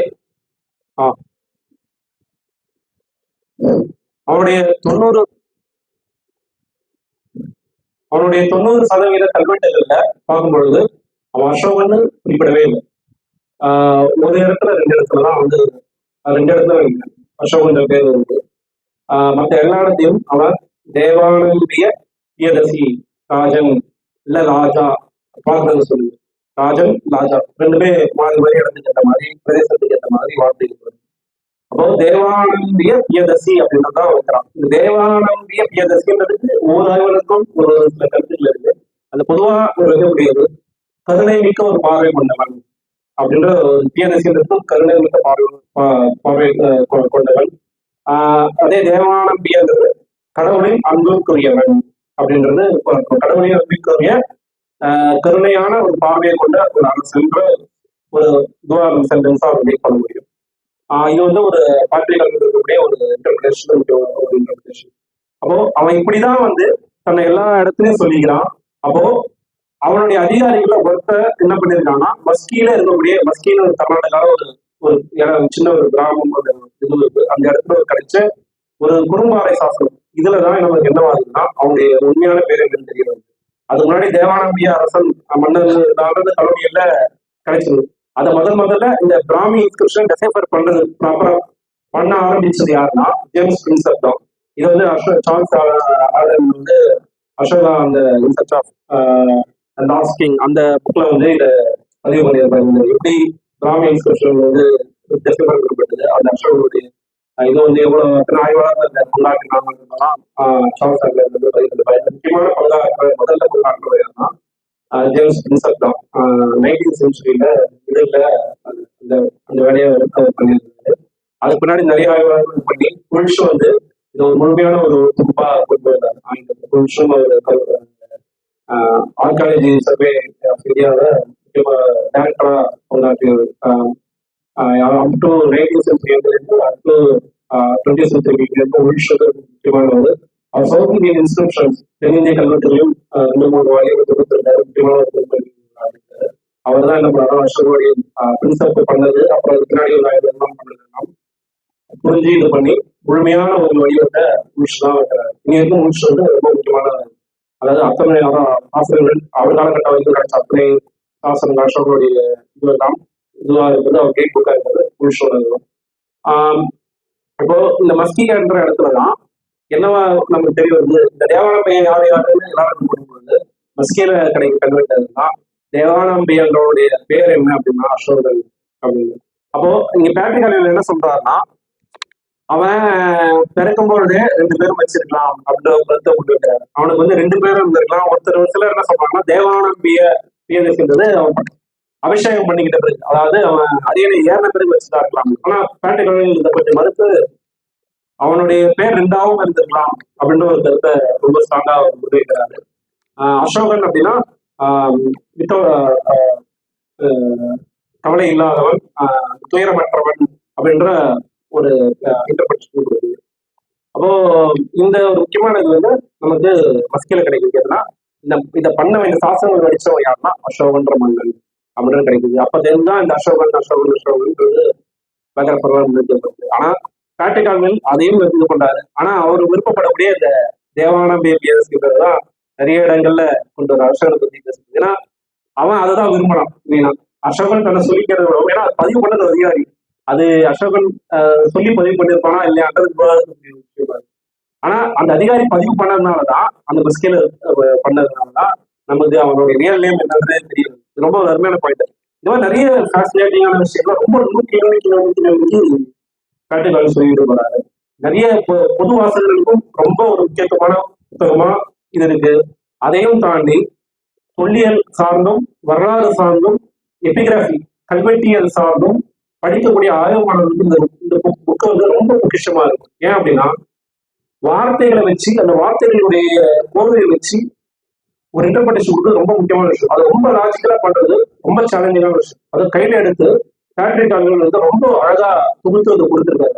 இதை வந்து நிச்சயமா வரலாற்று ஆய்வாளர்களும் சரி பொது வாசகர்களும் சரி படிக்கும் பொழுது அதனுடைய அவங்களுடைய அந்த ஆய்வு அவங்க செய்யக்கூடிய ஆய்வு வந்து இன்னும் ஒரு அடுத்த கட்டத்துக்கு நகர்றதுக்கான அத்தனை வாய்ப்புகள் வந்து இந்த புத்தகம் வந்து ஒரு ஊக்கமா இருக்கு வாய்ப்பு. இதை வந்து இந்த இடத்துல பதிவு பண்ணணும்னு நினைக்கிறேன். அதே மாதிரி அசோகனுடைய இந்த கல்வெட்டு பொறிக்கக்கூடிய அந்த கிளர்க்ஸ் இருக்காங்க. அவங்க வந்து அவங்கள பத்தின தகவல்கள் ஆல்மோஸ்ட் கிடையவே கிடையாது. ஒரே ஒரு இடத்துல தவிர அவருடைய இதை பத்தின பதிவு எங்கேயுமே கிடையாது பார்த்தீங்கன்னா. அதுவும் நமக்கு இந்த கர்நாடகா சைட்ல கிடைக்கக்கூடிய ஒரு கல்வெட்டு தான் நமக்கு பிரம்மகிரி அப்படின்ற ஒரு இடத்துல கிடைக்குது. அந்த கல்வெட்டு தான் ஒரே ஒருத்தருடைய பேர் தெரியுது. அதாவது இன்ஸ்கிரிப்ஷனா பதிவு பண்ணக்கூடிய அந்த ஸ்கிரைப் பேர் வந்து நமக்கு தெரிய வருது. அவன் பேர் வந்து சப்படா அப்படின்னு. அவன் வந்து என்ன பண்ணியிருக்கான்னா, கரோஷின்னு ஒரு எழுத்துக்குறை இருக்கு எங்கன்னா நார்த் வெஸ்ட் இந்தியாவில். அந்த கோடியில பொறிச்ச அசோகனுடைய கல்வெட்டுகள் எல்லாம் எந்த எழுத்துக்கள் கூட கரோஷி. அதுக்கும் மேல போகும்பொழுது இந்த கிரேக் அரேமியன் அந்த அந்த எழுத்துக்களையும் அசோகனுடைய கல்வெட்டுகள் நமக்கு கிடைக்குது. அப்போ இந்தியாவுடைய அந்த பார்டர் எடுத்துக்கிட்டோம், காந்தர பகுதிகள், இன்னைக்கு இருக்கக்கூடிய ஆப்கானிஸ்தான் அந்த பகுதிகள்லாம் காந்தர பகுதிகள் அப்படின்னா அந்த பக்கத்துல கட்ட கல்வெட்டுலாம் கரோஷி எழுத்துமுறை. இந்த எழுத்துமுறை அசோகன் பதிவு. இந்த சப்படான்றவன் எங்கேருந்து வந்திருக்கானா இங்க கல்வெட்டு வடிக்கிறதுக்கு அந்த கோடியில இருந்து இன்னைக்கு இருக்கக்கூடிய அந்த எந்த இதுல இருந்து இவ்வளவு தூரம் பயணம் பண்ணி வந்து வடிச்சு அவன் வந்து ஒரு சைன் பண்ணியிருக்கான். லிபிகரணே அப்படின்னு அந்த கல்வெட்டு எண்ணில் வருது. லிபிகரன்னா அந்த லிப்பின எழுத்து, அந்த எழுத்தை வடிக்கிறவன் அப்படின்னு சொல்லி அந்த சைன் பண்றான். அந்த இடத்துல அவன் சப்படான்னு பிராமணர் சொல்லிட்டு லிபிகரணேன்றதை மட்டும் கரோஷியில போடுறான். கரோஷி முறைன்றது எப்படி போகும்னா, நம்ம அரபிக் இருக்குது, நம்ம எழுத்து வலதுல இருந்து இடதா போகும். அந்த மாதிரியான எழுத்து முறையாது. அந்த பக்கம் தோன்றதுனால அந்த எழுத்து முறை இப்படிதான் போகும். நமக்கு இந்த பிராமியா இருக்கட்டும் தமிழா இருக்கட்டும் நம்ம இடத்துல இருந்து வளமா தான் இருக்கும் இன்னைக்கு வரைக்கும் எழுத்து முறை பார்த்தீங்கன்னா. ஆனா அந்த கரோஷி எழுத்து முறை பார்த்தீங்கன்னா வலதுல இருந்து இடமா போகும். இந்த எழுத்து முறை இந்த விஷயத்துல தான் வந்து ரொம்ப ஃபேசினேட்டிங் ஒரு விஷயம். ஏன்னா அப்போ தெரிய வருது என்னன்னா, அசோகனுடைய அந்த ஸ்கிரைப் இருக்காங்க, அந்த கல்வெட்டு வடிக்கக்கூடிய கல்வெட்டு குறிக்கக்கூடிய அந்த கிளர்க்ஸ் வந்து அங்கேருந்து சரி, அப்புறம் இங்க இருந்தும் ஏன்னா அசோகனுடைய எழுத்து முறைகளை படிக்க தெரியாத ஆட்கள் நிறைய பேர் இருந்தாலும் இந்த எரபடியில படிச்ச அந்த கல்வெட்டு எல்லாம் பார்த்தீங்கன்னா அந்த அவங்களுக்கு வந்து அந்த மொழியை தெரிஞ்சிருக்க வாய்ப்பு பண்றாங்க. ஆனா தெரியாமலே அவங்க பழக்கப்படுத்திட்டு அதை பண்ணியிருக்காங்க அந்த அரசதிகாரம் சொல்லி கொடுக்கும்போது. அப்போ அங்கேருந்து வரைக்கும் இங்க வரைக்கும் வந்து பண்ணியிருக்காங்கிறது தெரிய வருது. இந்த புக்கை வந்து பிகினிங்லேயே யாருக்காக சமர்ப்பிக்கிறாரு பேட்டை கல்வெட்டு பார்க்கும்போது, இந்த கல்வெட்டு பெயர் தெரியாத இத்தனை பேர் இருக்காங்க. அசோகனுடைய இது அந்த அதிகாரத்தினுடைய ஆணையை பின்பற்றி இத்தனை அசோகனுடைய தர்மத்தை பரப்புன அந்த கல்வெட்டு மூலமா அவருக்கு வந்து இந்த புத்தகத்தை சமர்ப்பணம் பண்றாரு பேட்டை கல்வெட்டு. இது வந்து ஒரு முக்கியமான பாயிண்ட். அதே மாதிரி அப்புறம் பகுதி 3ல சோழ சாக்க தர்மம், அப்புறம் தார்மீக தத்துவமாக தர்மம், தர்மத்தை போதித்தல், இந்த மாதிரியான விஷயங்களை வந்து தர்மத்தை பத்தின அசோகனுடைய பார்வைகள், அந்த தர்மம் எங்கேருந்து உருவாகுது அசோகனுக்கு, இந்த விஷயங்கள்லாம் பேசிட்டு வராங்க. அப்போ இந்த தர்மம்ன்ற வார்த்தை பிராமணிக்கல் அந்த தர்ம சூத்திரங்கள் இவர் வந்து பேட்ரிக் கால்வெல் பண்ணியிருக்காரு. இந்த மாதிரியான அதுல இருந்தும் அதுக்கும் முன்னாடி வேதங்கள்லயே அந்த தர்மம்ன்ற வார்த்தை வந்துருது. ஆனா அங்க தர்மங்கள் பிராமணிக்கல் டெக்ஸ்ட் பார்ப்பனிய அந்த பிரதிகள்ல வந்து தர்மம்ன்ற வார்த்தை முதல்ல வேற இதுலயே வந்துட்டா கூட அது வந்து ஒரு ரெஸ்ட்ரிக்ஷனுக்கு உட்பட்ட தர்மத்தை பத்தி பேசுது. ஏன்னா அன்னைக்கு பிராமணிக்கல் இதோட பார்க்கும்போது அது வேதங்களுக்கு உட்பட்ட தர்மமா தான் பிராமணிக்கல் தர்மம்ன்றது இருக்கு. அது சதர்மமா கிடையாது. புத்தருடைய பீரியட்ல இருந்தா ஒரு சதர்மமா வந்து உருவாகுது அந்த தர்மம்ன்ற வார்த்தை. அந்த ஒரு விஷயத்த ரொம்ப நுண்மையா விளக்குறாரு. அது ஈவன்தோ நமக்கு வந்து வேதங்கள் அந்த இதுல இருந்து அந்த ஸ்கிரிப்சர்ல இருந்து உபனிஷத்துல இருந்து தர்மம்ன்றது ஆரம்பிச்சுட்டா கூட அது ஒரு கன்சியூஸ்டான ஒரு பொருளை தான் வந்து பிராமணிக்கல் டெக்ஸ்ட் வந்து தர்மம்ன்ற வார்த்தைக்கு தருது. அது என்னன்னா அது பொதுவான தர்மத்தை முன்னிற்கல. ஏன்னா நம்ம படிக்கும்போது பண்ணியிருப்போம், சத்திரியருக்கு ஒரு தர்மம், பிராமணருக்கு ஒரு தர்மம், ஒவ்வொரு வர்ணத்துக்கும் ஒரு தர்மம் அப்படின்ற ஒரு தர்மங்கள் தான் அது தர்மம்னு சொல்லுது பிராமணிக்கல் சொல்லுது. ஆனா அசோகன் தான் பௌத்த வந்து அந்த சதர்மம்னு வைக்கக்கூடிய அந்த பௌத்த புத்தருடைய அந்த வாக்கை இதை ஃபாலோ பண்ணி ஒரு புதுவிதமான ஒரு தர்மத்தை வந்து உருவாக்கிக்கிறான். அந்த தர்மத்துக்குள்ள இயர்லியர்ல பௌத்தத்தை எடுத்துக்கிட்டா கூட போக போக போக அந்த தர்மத்தை எல்லாருக்குமான தர்மமா ஆகலாம். ஒரு எக்ஸாம்பிள் சொல்லணும், நம்ம காந்தி வந்து ராமரை தான் எடுத்துக்கிட்டு இருப்பாரு. காந்தியோட ராமர் வேற, இன்னைக்கு வலது தீவிர வலது இந்துத்துவர்கள் வைக்கக்கூடிய ராமர் வேற. காந்தி வச்ச ராமர்ன்றது எல்லோருக்குமான ராமர், எல்லா மதத்துக்குமான ராமர், அவர் கண்ட ராமராஜ்ய கனவு வேற. அப்போ அசோகன் கிட்டத்தட்ட அந்த மாதிரி தான். அவன் வந்து பௌத்தத்திலேருந்து அவனுடைய இருந்தா கூட அவனுடைய அந்த தர்மம்ன்றது எல்லாரையும் ஐக்கியப்படுத்துதல், எல்லாரையும் உட்படுத்துதல், எல்லா பாசாண்டர்கள்னு சொல்றாங்க. பாசாண்டர்கள்ன்ற ஒரு வார்த்தையை அவங்க அழகா உபயோகிக்கிறான் அசோகன். பாத்தீங்கன்னா அந்த பாசாண்டர்கள் சிரமணர்களையும் குறிக்கும். அதாவது பௌத்த சமணர்கள் இந்த இவங்களையும் குறிக்கும். பிராமண பார்ப்பனர்களையும் வந்து அந்த வார்த்தையை வந்து குறிக்கும். இந்த பாசாண்டர்கள் ஒண்ணு என்னன்னா வேரியஸ் ரிலிஜியஸ் செக்ட்ஸ், இதை குறிக்கிறது தான் பாசாண்டன் அப்படின்ற சொல் அசோகனுடைய கல்வெட்டுகளை பயன்படுத்தப்பட்டிருக்கு. இந்த இடத்துல ரிப்பீட்டடா அவன் சொல்லக்கூடிய ஒரு விஷயம்னா பாசாண்டர்கள் உள்ள சண்டை ஓய்ந்து திருப்பி நல்லிணக்கம் வரணும்ன்றத திருப்பி ரிப்பீட்டடா அசோகன் வந்து பதிவு பண்றான். அதுக்கான முயற்சியில நான் தொடர்ந்து மேற்கொண்டுட்டு வரான்றதையும் அசோகன் வந்து பதிவு பண்றான். இதெல்லாம் ரொம்ப முக்கியமான விஷயம். அவன் காலகட்டத்துல அப்படிலாம் சிந்திக்க முடியுமான்றதே பெரிய விஷயம். ஏன்னா அவன் வந்து பௌத்தனா இருந்துட்டு பௌத்தத்தை இன்வெஸ்ட் பண்ணிட்டு போயிட்டே இருக்கான். அது வந்து ஏன்னா மன்னன் அப்படிதான் பண்ணிக்கிட்டு இருந்திருக்காங்க ஓரளவுக்கு. அவங்க ஆதரிச்சிருந்தாலுமே கூட அவங்க பெரும்பான்மை ஆதரிச்சது ஈவன் நமக்கு லேட்டர் பீரியட்ஸ்ல பல்லவர்களாகட்டும் சோழர்களிடம் அதே நார்த் இந்தியாவில் இருக்கக்கூடிய வேற மன்னர்களாக கூட இருந்தது. அவங்க ஒரு தமிழத்தை ஆதரிச்சலாம், பௌத்தத்தை ஆதரிச்சலாம். பட் ரிப்பீட்டடா அவங்க ஃபாலோ பண்ணது பாத்தீங்கன்னா இந்து இதுக்கு உட்பட்ட ஒரு பிராமணிய உட்பட்ட சமயங்களை தான் அவங்க வந்து தங்களுடைய பர்சனலா எடுத்துக்கிட்டு இருக்காங்க. அதுக்குதான் அதிகமான நிதியும் அதிகமான வரிவிலக்கும் அதிகமான விஷயங்களுக்கும் கொடுத்துருக்காங்க. அசோகன் என்ன பண்ணான், ரிப்பீட்டடா நான் எல்லாரையும் பிராமணர்கள், பார்ப்பனர்கள், சமணர்கள் இந்த குழுக்கள் எல்லாரையும் நான் சமமா பாவிக்கிறேன், எல்லாரையும் நான் போய் சந்திக்கிறேன், எல்லாருடையும் நான் பேசுறேன், எல்லாருக்கும் நான் தான தர்மம் செய்கிறேன். மக்களுக்குள்ள இதை சொல்லிட்டு இன்னொன்னு சொல்றான், மக்களுக்குள்ளேயும் இந்த தானம் செய்யக்கூடிய அந்த கிஃப்ட் இங்கிலீஷ் அழகா சொல்ற காட்டுக்காங்க, இந்த தானம் செய்யக்கூடிய பண்பு அதிகரிக்கிறோம் ஒரு அப்படின்றான். இது ரொம்ப முக்கியமான பாயிண்ட்.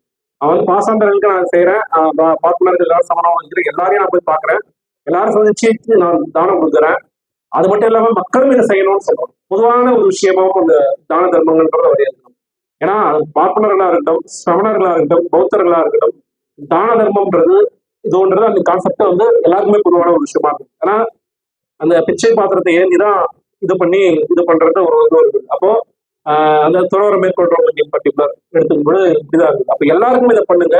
இதை பண்ணுவதன் மூலமா தான் நமக்கு இணக்கம் அதிகமாகும், ஒருவருக்கு பரஸ்பரமான புரிதல் அதிகமாகும்ன்றது அசோகன் சொல்லுவாங்க. ரொம்ப இந்த மாதிரி நிறைய விஷயங்களை வந்து அசோகன் சொல்லிக்கிட்டே போறான். இந்த தர்மம் தான் சோழச்சாக்க தர்மம்ன்றத சொல்லும் பொழுது தர்மசூத்திர தர்ம பிரவர்த்தன சக்கரன்ற ஒரு இது வந்து புத்தருடைய இது, அதாவது சோழ ஆக்க தர்மம்ன்றது. ஏன்னா அதுக்கு முன்னாடி இருந்த தர்மம்ன்றது பிராமணிக தர்மம்ன்றது நான் சொன்னேன் இல்லையா, சொல்றேன் வேறுபாடுகள் கொண்ட தர்மமா இருந்தது. புத்தருடைய தர்மம்ன்றது எல்லாரையும் இன்க்ளூசிவா பண்ணக்கூடிய ஒரு தர்மம் ஓரளவுக்கு ஆரம்பிக்குது. அத அசோகன் வந்து முன்ன இருக்கிறான். புத்தர் என்ன சொல்றாருன்னா, சொல்லக்கூடிய தர்மம் என்னன்னா மத்த இது பண்ணக்கூடிய தர்மம் வேறுபாடு தர்மமா இருக்கு. ஆனா புத்தரை சுத்தக்கூடிய சக்கரம், தர்ம சக்கரம்ன்றது அனைவருக்கும் பொதுவான தர்மமா இருக்கு. இந்த தர்மத்தை அவன் எடுத்துக்கிட்டு அசோகன் வந்து செயல்பாடுகள் கொண்டு வர முயற்சி பண்றான். அதையும் வந்து இங்க பதிவு பண்றாரு. அதே மாதிரி இந்த தர்மத்தை வந்து அசோகன் வந்து தன்னுடைய வரையறைக்குட்பட்ட இடத்துல மட்டும் பண்ணல. தெற்குல நம்ம சோழ பாண்டியர் இந்த இவங்களையும் மென்ஷன் பண்றான். அதை தாண்டி கிரேக்க நூல் பகுதிகளில் இருக்கக்கூடிய மன்னர்கள், எகிப்த் மன்னர்கள், பாண்ட, அக்யோகஸ், அந்த மாதிரியான மன்னர்கள், அலகசுந்தர, அலெக்சாண்டர் அப்படின்ற முதல் அலெக்சாண்டர் கிடையாது, அதுக்கு பின்னாடி வர அலெக்சாண்டர், எந்த மன்னர்களையும் வந்து மென்ஷன் பண்றான். அதாவது என்னன்னா, என்னுடைய தர்மம்ன்றது இந்த ஆளுகை, என்னுடைய ஆளுகைக்கு உட்பட்ட தர்மம் கிடையாது, என்னுடைய ஆளுகையும் கடந்து நான் இந்த தர்மத்தை கொண்டு போறான்னா. இந்த இடத்துலதான் என்ன ஆகுதுன்னா, அவன் வைக்கக்கூடிய தர்மம்ன்றது ஒரு அனைத்தையும் இன்க்ளூசிவ் பண்ற தர்மம் ஆகுது. ஏன்னா இந்த பாசாண்டர்கள், பிராமணர்கள், சமணர்கள் மட்டும் கிடையாது. அப்போ கிரேக்கர்கள்ல வாழறவங்க எந்த மாதிரி ஃபாலோ பண்றாங்க, வேற ஒரு ரிலீஜியஸ், வேற ஒரு அவங்க பாகன், இது மாதிரியான விஷயங்கள் ஃபாலோ பண்ணிக்கிட்டு இருக்காங்க. இவங்களுக்குமா தான் நான் என்னுடைய தர்மத்தை கொண்டு போய் சேர்க்கிறேன். ஏன்னா அவனுடைய தர்மம் என்ன, அவனோட முன்னிக்கக்கூடிய தர்மம்ன்றது அகிம்சை, கொல்லாமை, உயிர்களை துன்புறுத்தாம இந்த ஒரு தர்மமா இருக்கு. அதே மாதிரி பிகினிங்ல அவன் உபாசகனா இருந்து கொஞ்சம் கொஞ்சமா இதுவாக பௌத்தத்தை அவன் ஃபாலோ பண்ணும்போது என்ன ஆகுதுன்னா, அவன் ஒரு ஒரு சாசனத்துல நம்ம பார்க்கும்பொழுது, அவருடைய கல்வெட்டுல பார்க்கும்பொழுது உயிர் கொண்டாமே ரொம்ப அர்டண்டா, ரொம்ப ஃபோர்ஸ்ஃபுல்லா பண்றான். இந்த மக்கள் வந்து இந்த நீங்க நிகழ்த்துறாங்கல்ல விழாக்கள், இந்த இதெல்லாம் பண்ணவே கூடாதுன்றத சொல்றான் பிகினிங் ஸ்டேஜஸ்ல. அப்ப என்ன பண்றான்னா, என்னென்ன உயிர்ல படக்கூடாதுன்றதெல்லாம் ரொம்ப தீவிரமா பதிவு பண்றான். அப்புறம் போக அதை புரிஞ்சுக்கிறான். என்ன புரிஞ்சுக்கிறான்னா, மக்களுக்கு வந்து ஒவ்வொருத்தருக்கும் ஒவ்வொரு பண்பாடு இருக்கு, ஒவ்வொரு சடங்குகள் இருக்கு, ஒவ்வொரு விதமான விஷயங்கள் இருக்கு. இதை நம்ம ஃபோர்ஸ் பண்ணா இதை வந்து திணிச்சா அது வேலைக்காரர்கள் புரிஞ்சுக்கலாம். அப்போ அதை அவன் மாத்திக்கிறான். போக போக அந்த விலங்குகள் கொடுக்க ஆரம்பிச்சான். அனைத்து உயிர்களையும் படக்கூடாது, இது பண்ணக்கூடாதுன்னு சொல்ல ஆரம்பிக்கிற அவன், அந்த தர்மத்தை வரையறுக்கிறான். போக போக அந்த ரிலாக்ஸேஷன் கொடுக்குறான். இந்தந்த உயிர்களை கொஞ்சம் கொள்ளாதீங்க, இந்தந்த உயிர்கள் வந்து இது பண்ணாதீங்க, உணவு தேவைக்கு போக மற்ற உயிர்களை கொள்ளாதீங்கிற ஒரு விஷயங்கள் எல்லாம் வந்து ரொம்ப ஃபேசினேட்டிங்கான, ரொம்ப இதுவான வகையில திங்க் பண்றான். ரொம்ப புரிஞ்சுக்கிறான். மக்களை வந்து என்ன சொல்றோம்னா, அன்பு செலுத்துறன்ற ஒரு விஷயம் சொல்லும் பொழுது, மன்னன் என் மேல தம் மேல எவ்வளவு அன்பு பதிவு கொண்டிருக்கணும், அதே அளவுக்கு மக்கள் மேலேயும் உங்க மேலேயும் நான் கொண்டிருக்கிற நேரடியா அசோகன் வந்து பதிவு பண்றான். இந்த மாதிரி சொல்றதுக்கான ஒரு இதே முகாந்திரமே அங்கிருந்த மன்னர்கள் கிட்ட கிடையாது. அப்போ அசோகன் வந்து அந்த இடத்துல சொல்லக்கூடிய இதுல வந்து சவே முனிச பஜாமம அப்படின்ற அவன் அதே மாதிரி இன்னொரு விஷயமும், அசோகன் உபயோகிச்ச அந்த மொழி, அந்த இதோன்றது பிராகிருத மொழி, அதையும் மகர பிராகிருதம்னு இல்ல அசோக பிராகிருதம்னு சொல்லுவாங்க. அதாவது அவனுடைய ஆளுமைக்கு உட்பட்டு ஒரு பிராகிருதம் இருக்கு. பிராகிருதம் என்று பொதுவான இந்தியா முழுக்க பயன்படுத்த மொழியா இருந்தாலும் பிரதேசத்துக்கு ஏற்ற ஒரு டைலாக்ட்ஸ்ன்றது மாறி இருந்திருக்கு. அப்ப அசோகனுடைய யூஸ் பண்ண அந்த பிராகிருதம் மகர பிராகிருதம், அசோக பிராகிருதம் சொல்லுவாங்க. அப்போ இந்த இடத்துல அவன் வந்து சவே முனிச பஜாமம் அப்படின்னு சொல்லும் பொழுது அந்த இடத்துல என்ன சொல்லலாம், அனைத்து மக்களும் அந்த ஆண்களும், அந்த இடத்துல ஆண்கள்ன்ற ஒரு வார்த்தைய யூஸ் பண்றான். அந்த ஆண்கள்ன்ற வேர்ட்ல பெண்கள் வந்து நிராகரிக்கப்படுறாங்கிற கருத்தும் இருக்கு. அது இன்விசிபிளா அந்த பெண்களையும் அங்க இருக்காங்கிற ஒரு கருத்தும் இருக்கு. மனிதன், ஆண்கள் அப்படின்ற ஒரு ரெண்டு இதோட ஒரு கருத்தாக்கம் அந்த அசோகனுடைய அந்த வகையில வருது. ஏன்னா அனைத்து ஆண்கள் இல்ல, மனிதர்கள் இவங்க எல்லாமே என்னுடைய குழந்தைகள் அப்படின்னு சொல்றான். அது சொல்றது நிற்காம, என் சொந்த குழந்தைகளுக்கு என்னத்தை நான் விரும்புவேன், என்ன நலன்களை விரும்புவோம், அதுதான் அனைத்து மக்களுக்கும் நான் விரும்புறேன். அதாவது இங்க இந்த பூமி இப்ப வாழக்கூடிய வாழ்க்கையும் அதுக்கப்புறம் மறு வாழ்க்கை, அந்த அந்த கான்செப்டா இருக்கு. அவன் நேரடியாக அதை சொல்ல வரல, ஆனாலும் அந்த மறு வாழ்க்கையை பத்தியும் மென்ஷன் பண்றான். அந்த வாழ்க்கைக்குமான என்ன சுக துக்கு, என்ன நலன்களை என் குழந்தைங்களுக்கு விரும்புகிறோம், அதுதான் அனைத்து மக்களுக்கும் விரும்புறேன் அப்படின்னு சொல்றான். இதுவும் ரொம்ப முக்கியமான ஒரு கருத்தா இருக்கு. அது அர்த்த சாஸ்திரங்களான அது பின்னாடி வரக்கூடிய அந்த அர்த்த சாஸ்திரம்ன்றது அசோக காலகட்டத்தில் மோடிய காலகட்டத்தில் சொல்றாங்க. ஆனா உபேந்தர் சிங் ஆகட்டும், முக்கியமான பல ஆய்வாளர்கள் அந்த கருத்தை நிராகரிக்கிறாங்க. அது ஃபர்ஸ்ட் சென்ச்சுரி, அதாவது அசோகனுக்கு பிறகு 2 நூற்றாண்டுகளுக்கு பிறகு எழுதப்பட்டதாதான் அர்த்த சாஸ்திரத்தை, குறைஞ்சபட்சம் 2 நூற்றாண்டுகளுக்கு பிறகு எழுதப்பட்டதான் சொல்றாங்க.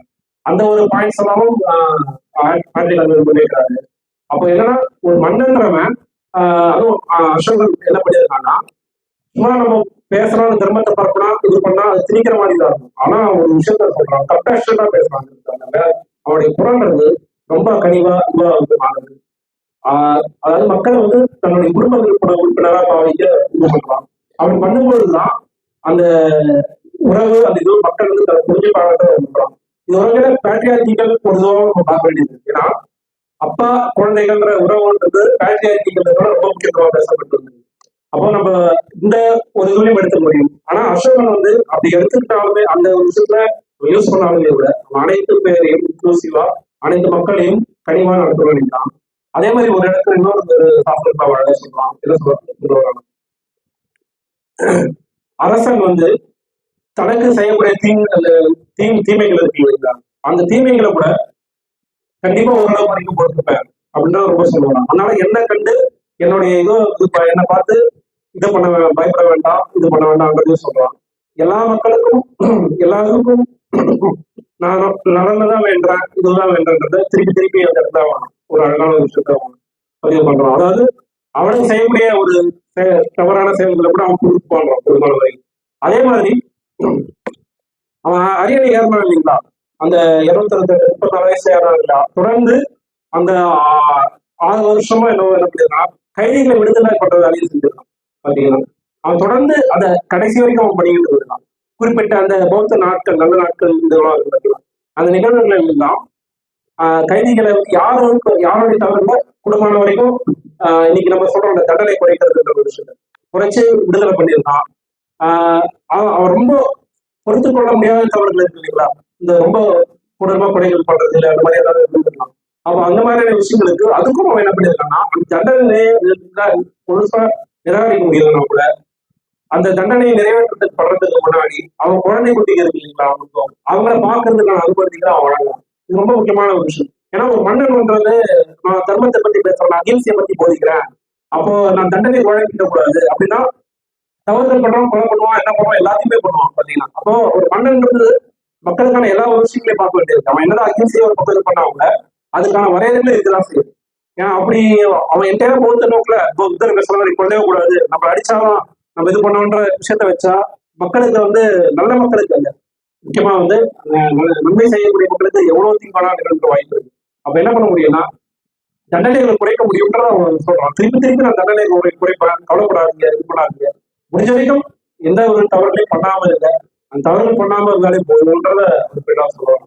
குறிப்பா எல்லைப்புற பகுதிகளில் வாழக்கூடிய மக்களை வந்து அவன் அட்ரஸ் பண்ணும்பொழுது, ஏன்னா எல்லைக்குட்பட்டவங்க வந்து சில தவறுகள் செய்யறதுக்கு வாய்ப்பு இருக்கு. ஏன்னா அவங்க அந்த பார்டர் சைட்ல இருக்கிறதுனால சில விஷயங்கள்ல ஒரு என்ன நடக்குதுன்னா ஒரு கான்ஃபிளிக்ஸ் அதிகமா நடக்கக்கூடிய எல்லை பகுதிகள் இங்கேயுமே இன்னைக்குமே அந்த ஒரு பிரச்சனை இருந்துட்டு அந்த உள்ளூர் வன்முறைகளா இருக்கலாம், எந்த ஒரு நிகழ்வுகளா இருக்கலாம், இந்த இடங்கள்லாம் கான்ஃபிளிக்ட் இருக்கு. அந்த பீப்புளை அட்ரஸ் பண்ணும்போது அவன் என்ன சொல்றான்னா, என்னை பார்த்து அச்சம் கொள்ள வேண்டாம், மன்னன் வந்து உங்களுக்கு எந்த ஒரு தீமையும் நினைக்க மாட்டான், குடும்பமான வரைக்கும் நீங்க நல்லதே செய்யுங்க, நல்லதே பண்ணுங்க, மன்னன் வந்து உங்களுக்கான எல்லா ஒரு விஷயங்களையும் பண்ணுவான், அதனால இது பண்ணாதீங்கன்னு எல்லைப்புற மக்கள் வரைக்கும் வந்து அட்ரஸ் பண்ணுவாங்க. இவன் கிரேக்கத்தை அந்த பகுதியில இருக்கக்கூடிய நார்த் வெஸ்ட் எல்லைப்புற பகுதியில இருக்கட்டும், சவுத்துல இருக்கக்கூடிய எல்லைப்புற மனிதர்களா இருக்கும், இவங்களுக்கு எல்லாத்தையும் அட்ரஸ் பண்றோம். அதே மாதிரி இதெல்லாம் நம்ம கேள்விப்பட்டிருக்கோம், அசோகர் வந்து மரத்தை வெட்டா இந்த மாதிரியான விஷயங்கள் பண்ணலாம். அதுவுமே வந்து அந்த கல்வெட்டில் இல்லாம நமக்கு தெளிவா அவன் காலகட்டத்துக்கு முன்னாடி வரைக்கும் அது எவ்வளவு அளவுக்கு இருந்திருக்கின்றது இல்லை தெரியல. அது அவனே சொல்ல வரான். என்னுடைய காலகட்டத்துக்கு முன்னாடி ஒரு இடத்த பேசும்பொழுது என்னுடைய காலகட்டத்துக்கு முன்னாடி 100 ஆண்டுகளா வந்து இந்த விஷயங்கள்லாம் ஃபாலோ பண்ணப்படலை. என்னன்னா தர்மத்தை பின்பற்றக்கூடிய ஒரு விஷயங்கள் அகிம்சை இந்த கான்செப்ட் எல்லாம் உயிர்கள் கொள்ளாமை தான் முன்னாடி கிடையாது. இந்த ஒரு விஷயங்களை நான் வந்து மக்களிடம் கொண்டு போய் சேர்க்கிறேன் அப்படின்றது எல்லாம் அவருடைய கல்வெட்டா வந்து தெளிவாக பண்ணலாம். அப்போ இதெல்லாம் பண்ணா மட்டும் தர்மத்தை காப்பாவது பண்ணோம், மக்களுக்கு வந்து நல்லது சொன்னா மட்டும் போதுமா, வாயால சொல்றது என்ன விஷயம். அப்ப என்ன பண்ணணும் மன்னன் அடிப்படை சிகிச்சை வசதிகள் ரொம்ப முக்கியமா பண்ணணும். அவன் சிகிச்சை வசதிகளை பண்ணும்பொழுது அதுக்கு பிறகு இந்த செடி கொடிகள் இருக்கு இல்லைங்களா, இந்த காய்கறிகள் விளையாது, இதையெல்லாம் கொண்டு போய் சேர்க்கலாம் மக்கள் கிட்ட.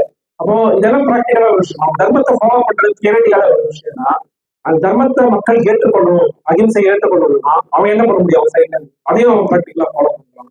அப்ப என்ன பண்றான்னா இந்த காய்கறி செடிகள் விளையாத இடங்கள் இருக்கு இல்லைங்களா, விளையாட இடங்கள் இங்க எங்க இருக்கும் அங்கிருந்து அதை கொண்டு போய் சேர்க்கிறாங்க. அதே மாதிரி மருத்துவ சிகிச்சைகள் எந்தெந்த இடங்கள்லாம் அந்த கொஞ்சம் வசதிகள் இல்லையோ விலங்குகளுக்கு, அப்புறம் மனுஷர்களுக்கு பசுக்கெல்லாம் இந்த இடத்துல பசுனா டேரக்ட் பசு விலங்குன்ற இடத்துல வந்து அந்த பிராக்டிஸ் சொல்லியிருக்கணும். அனிமல்ஸ் அந்த ஹியூமன்ஸ் இவங்க மக்கள் இவங்களுக்கு எல்லாருக்குமே என்னென்ன வசதி இருக்கோ அந்த மருத்துவ வசதிகளை நான் செஞ்சு கொடுத்துருக்கேன் அப்படின்றத வந்து சொல்றேன். எந்த வரைக்கும் அது செஞ்சிருக்கேன்றானா, நம்ம தெற்குல சோழர் பாண்டியர் சோடா பாடா கேரள புத்தகம் சத்திய புத்தகம்னு இங்கதான் வந்து பாத்தீங்கன்னா 2 இடத்துல இது பதிவாங்க. ஒண்ணு கலிங்க போற விவரிக்கிற இடத்துல இந்த மன்னர்களை பத்தி மென்ஷன் பண்றான். அதே மாதிரி இந்த சிகிச்சைகள் பத்தி பேசக்கூடிய துபாய் சாசனம், அந்த சாசனத்தையும் என்ன பண்ணலாம், சோழர்கள் பாண்டியர் கேரள புத்தகம்னா சேரர்கள் பாண்டிய அப்படின்ற பாண்டிய மன்னர் இவங்க வரைக்கும் இந்த சிகிச்சை விஷயங்களை சம்பந்தமான முயற்சிகளை நம்ம மேற்கொண்டு கொண்டு போயிட்டே இருக்கோம். இது ரொம்ப முக்கியமான விஷயம். அதாவது தியரட்டிக்கலா வந்து ப்ரீச் பண்ணல. ஏன்னா ப்ரீச் பண்ணா எவ்வளவு மக்களால் ஏத்து சில பேர் ஏற்றுப்பாங்க, சில பேர் ஏற்றுலாம் போயிடுவாங்க. அது ஒரு உடன்பாடு வராது. தியரட்டிக்கலா என்ன பண்ண முடியும்ன்றது அதை பண்ணிடலாம். அந்த அகிம்சை வளரணும், அந்த இணக்கம் வளரணும்னா இந்த சிகிச்சை மக்களுக்கான அடிப்படை தேவைகள் எல்லாமே போய் சேரணும். அதே மாதிரி ஒவ்வொரு 15 கிலோமீட்டர் இந்த மாதிரியான ஒரு மீட்டர் கணக்கு இருக்கு. இதுக்கு இடைப்பட்ட ஏன்னா இந்த ஆய்வாளர்கள் இதை சொல்லியிருக்காங்க. அசோகன் இந்த நேரடியா சொல்ல இத்தனை மீட்டருக்கு ஒரு இடத்துல இத்தனை மரங்கள் அவங்க நட்டுருக்காங்கன்ற ஒரு ஆர்கியாலஜிக்கல் இந்த மாதிரியான லாஜிக்கலான ஒரு தியரட்டிக்கலான விஷயங்களை ஆய்வாளர்கள் இத்தனை மீட்டருக்கு இத்தனை மரங்களை வந்து அசோகன் இருக்காங்க. அதனாலதான் நம்ம அசோக மரம்ன்ற பேர் இருக்கட்டும். அப்புறம் இன்னொன்று போத்கயால பண்ண விஷயங்களா இருக்கும். போத்கயாவுக்கு வந்து அவங்க போகும்போது மனமாற்றம் நிகழக்கூடிய விஷயங்களை வந்து என்ன பண்ணிருக்கோம்னா பௌத்த உபாசனா இருந்த பிறகு இந்த பௌத்த ஸ்தலங்கள் இதெல்லாம் இருக்கு இல்லைங்களா, இதுக்கெல்லாம் போயிட்டு வந்துருக்கான். டச்ல இருந்திருக்கான். உபாசகனா இருந்து அந்த பட்டத்தில் வர ஆரம்பிக்கும்போது இந்த இடத்துக்குலாம் வந்து ஞானமொழி சம்பந்தமான பயணங்களை நான் மேற்கொண்டிருக்கேன் அப்படின்னா அந்த ஞானமொழி என்னவாக காட்டிக்காது சொல்லணும்னா போத்கயாவா இருக்குன்னு சொல்றாரு. அந்த போத்கயாவில போய் ஏன்னா போத்கயால வந்து பண்ணதுக்கான ஒரு வாய்ப்பு இருக்குன்ற ஒரு புத்தருக்கு. ஏன்னா அந்த ஆட்கரைக்கு ஒன்று அந்த புத்த பீடம் ஒன்று இருக்கு. அந்த போத்கயா அந்த சுத்தி அந்த மரம் இது இருக்குங்களா, அது சுத்தி வரும்போது பண்ணது அந்த கோல்டுலேயே அவன் பண்ணியிருக்க வாய்ப்பு இருக்கு. அது பிறகு அந்த கோல்டு கடவுள் இருக்காங்க. அந்த பீடம் இன்னைக்கும் அது இருக்கு. அது வந்து ஆட்கரைக்கு பண்ணியிருக்காங்க.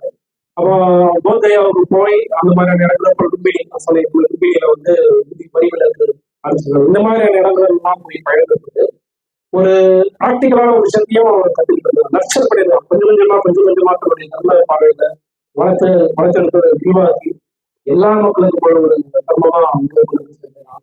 அதே மாதிரி இன்னொரு கல்வெட்டை பதிவு பண்ணும்போது என்ன சொல்லலாம், மக்கள் என்ன சொல்றாங்க, குழந்தைகள் மாதிரி மக்கள் வந்து குழந்தைகள் மாதிரி சொல்றாங்க.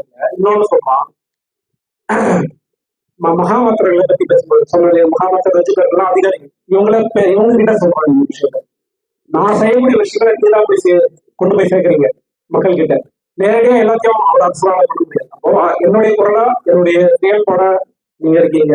அப்ப மக்கள் கிட்ட சொல்லும்போது இந்த இடத்துல என்ன சொல்லுவாங்க, அதிகாரி பேசிட்டு மக்களுக்கு வந்து இந்த ரஜினி அதிகாரிகள் மகாமாத்திரத்துல வந்து தாதிகளா சொல்றோம்.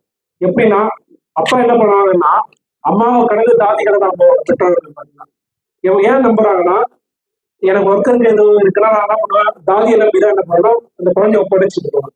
அது மாதிரி உங்ககிட்ட நான் என்ன பண்ணிருக்கேன்னா மக்களை நான் ஒப்படைச்சிருக்கேன் அப்படின்னு. ரொம்ப இதுவும் ஒரு அற்புதமான திங்கிங் சொல்ல வருது.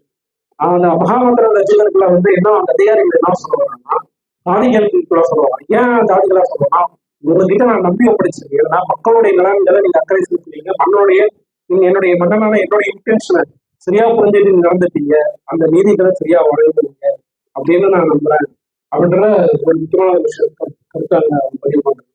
இது மாதிரியான பல விஷயங்கள் அசோகன் வந்து தொடர்ந்து அவனுடைய இதோட செஞ்சுட்டு வந்திருக்கான். அதுல வந்து முக்கியமான விஷயம் பாசாண்டர் அந்த இதுவே சொன்னேன், பலதரப்பட்ட மதப்பிரிவு. இது 4வது அத்தியாயத்துல இறுதி அத்தியாயத்துல இந்த மாதிரியான ஒரு கருத்தை பதிவு பண்றாங்க. ஏன்னா பாசாண்டர்களுக்கு இடையில தொடர்ந்து சண்டை நடந்துட்டு இருக்கு. பௌத்தர்களுக்குள்ளேயா இருக்கட்டும், பௌத்தர்கள் சிரமணர்கள் பார்ப்பனர்கள் இந்த குமுதங்களுக்கு இடையில அந்த குழுக்கள் கம்யூனிட்டிஸ் இவங்களுக்கு இடைப்பட்டவும் பல பிரச்சனைகள் நடந்துட்டு இருக்கு. ஓயாத சண்டை இருந்துட்டு இருக்கு. அசோகன் முன்னாடியும் அது இருந்துட்டு தான் இருக்கு, அசோக காலத்திலையும் அது இருந்துட்டு தான் இருக்கு. இந்த பாசாண்டங்களுக்கு மத்தியில இந்த பலதரப்பட்ட மதப்பிரிவுகள் இவங்களுக்கு மத்தியில இணக்கம் வரணுன்ற திருப்பி வலியுறுத்திருந்தான். அதையும் வந்து அவங்க சொல்லியிருக்கான். அந்த இடத்துல பதின்ற ஒரு வார்த்தையை வந்து அசோக் வந்து பாக்குறதுல யூஸ் பண்றான். அதாவது இந்த பாசாண்டர் இந்த அனைத்து மத பிரிவினரும் இணக்கமா இருக்கணும்ன்ற ஒரு கருத்த வார்த்தையை வந்து அவங்க அசோக் சொல்றான். அந்த இணக்கமா இருக்கிறதுக்கான ஒரு இலக்கமா இருக்க வைக்கிறதுக்கான முயற்சிகளை நான் கொண்டு மேற்கொண்டிருக்கேன். அதனால இந்த பாசாண்டர்கள், இந்த பலதரப்பட்ட மனப்பிரிவுகளுக்கு எல்லா இடத்துலையும் வாழ்வதற்கான உரிமையை நான் கொடுத்துருக்கேன். ஏன் அப்படின்னா, ஒரு இடத்துல நீங்க இப்படி பண்ணிட்டு சட்டையை போட்டுட்டு இல்லாம உங்களுக்கு தேவையான பகுதிகளை நீங்க வாழ்ந்துருந்தா அதுக்கான இடத்த நான் வந்து அனுமதியை அரசன் வந்து வழங்குறான், அதுக்கான சுதந்திரத்தை கொடுக்குறேன்னு நான் சொல்றேன். ஏன்னா பாசாண்டவர்களுடைய போதனைகள், அவங்களுடைய பார்ட்னராகட்டும் சமணர்களாகட்டும், இந்த போதனைகள் அந்த காலத்துல முக்கியமா இருக்கு. ஏன்னா ஒவ்வொரு கம்யூனிட்டி ஆஃப் பீப்புள் ஒவ்வொரு விஷயத்த ஃபாலோ பண்ணிருக்காங்க. எல்லாருமே ஒரு இதை ஃபாலோ பண்ணல. அப்ப பாசாண்டர்களை வந்து சண்டை போடுறாங்கன்னு வந்து எல்லா சமயத்தையும் வந்து போய் மன்னன் வந்து இது பண்ணிட முடியாது, அவங்க தண்டிக்கிறதோ பண்ண முடியாது. அப்போ இந்த சுமமான விஷயத்தை எப்படி பண்ண முடியும்னா, அவங்களுக்கான வசதிகளை ஏற்படுத்தி கொடுக்குறது, தான தர்மங்களை தொடர்ந்து பண்றது, இப்படிதான் வந்து ஒரு பொலிட்டிக்கலா ஒரு திங்கிங்கா ஒரு மன்னன் முயற்சி அது அசோகன் பண்ணியிருக்கான்றது சொல்றாரு. அந்த பாசாண்டர்களுக்கான இணக்கத்தை அவன் ரொம்ப முக்கியமா இது பண்ணா. அது எங்க வரைக்கும் அந்த விஷயத்த கொண்டு போயிருக்கான்னா, அகைன் இந்த கிரேக்க இது வரைக்கும் அந்த கான்செப்டை கொண்டு போயிருக்கான். ஏன்னா இங்க என்னுடைய பகுதிகளில் மட்டும் பாசாண்டர்கள் கிடையாது, அங்க வரைக்கும் இருக்காங்க. கிரேக்கர்கள் வரைக்கும் அந்த பாசாண்டர் மதப்பிரிவுல இருந்து வாழதான் சொல்றாங்க. அந்த புரிதலை ஏற்படுத்திட்டு இப்போ இவங்க எல்லாருமே ஒரு இணக்கத்துல வாழணும், இவங்க எல்லாமே இணக்கமா இருக்கும்போதுதான் தர்மம் வளரும். என்ன தர்மம்னா அனைவருக்குமான தர்மம், உண்மையை பேசுதல், நல்லதை செய்யற மாதிரி இருக்கணும். அதே மாதிரி இன்னொரு இந்த தர்மத்தினுடைய ஒரு பிற்போக்கான ஒரு கான்செப்டும் இருக்கு. பிற்போக்கா என்ன சொன்னா, அன்னைக்கு ட்ரெடிஷனலா வருது இல்லைங்களா, அப்பா அம்மாவை மதிக்கிறதும் ஒரு தர்மமாயிடும், பெரியவர்களை மதிக்கிறதும் ஒரு தர்மம், பிராமண சமணர்களை மதிக்கிறதும் ஒரு தர்மமாயிடும். இப்ப இந்த இடத்துல விஷயத்தை வைக்கிறார். அப்ப இந்த இடத்துல விஷயம் இருக்கும்போது அந்த பிற்போக்கான ஒரு அசோகர் வந்து எத்தகையா விடுபட முடியலன்னு காட்டுகிறார்கள். கிரிட்டிக்கலான ஒரு விஷயத்தையும் பதிவு பண்றாரு. ஏன் விடுபட முடியல நம்ம யோசிக்கும் பொழுது, ஒரு மன்னன் ரேஷனா திங்க் பண்ண முடியும், அதே சமயத்தில் அதுக்கு வரையறைகள் இல்லை. ஏன்னா அது மக்களால் தேர்ந்தெடுக்கப்பட்ட ஒரு ஆட்சி கிடையாது.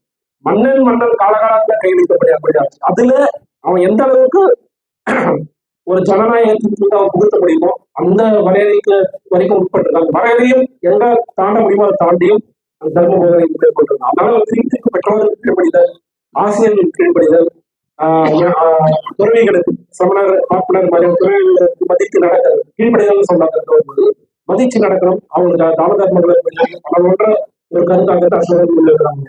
ஆனா இதை வந்து ஒரு குறிப்பிட்ட பிராமணிகள் வரையறையா ஒரு மாத்தல, எல்லாருக்குமான ஒரு இதுவா மாத்திரம். இதெல்லாம் வந்து ஒரு அத்தியாயத்துல ஐக்கியவாதமா வந்து கட்டிடங்கள் பதிவு பண்றாரு. இந்த ஐக்கியவாதம் தான் நேரு அவர் வந்து அது இந்த சுதந்திரம் கிடைச்ச பிறகு அதை எடுத்து 1947 பிறகு அதை இது பண்றாங்க. 1950s நம்ம கேபிட்டல் இது வந்து நம்மளுடைய சின்னமா வந்து இன்றமா முக்கியமான ஒரு விஷயமா அறிவிச்சு அதை செயல்படுத்த ஆரம்பிக்கிறாங்க. அதுக்கப்புறம் எந்தெந்த இருந்தால் இதெல்லாம் நம்ம பயன்படுத்துறோம், கொடியை நீங்க எப்படி கொடுக்குறோம், இந்த விஷயம்லாம் இருக்குது. அப்போ நேரு வந்து சார் சொன்னாரு, இந்த நாட்டை காந்தி நேரு நினைச்சிருந்தா இன்னும் காந்தியை தான் நான் ஃபாலோ பண்ணணும்னு ரொம்ப இதுவா, ஏன் ராமர் கூட எடுத்துக்கிட்டு இருந்திருக்கலாம். ஆனா நேரு வந்து அப்பயே வந்து ஒரு விஷயத்த யோசிச்சாரு.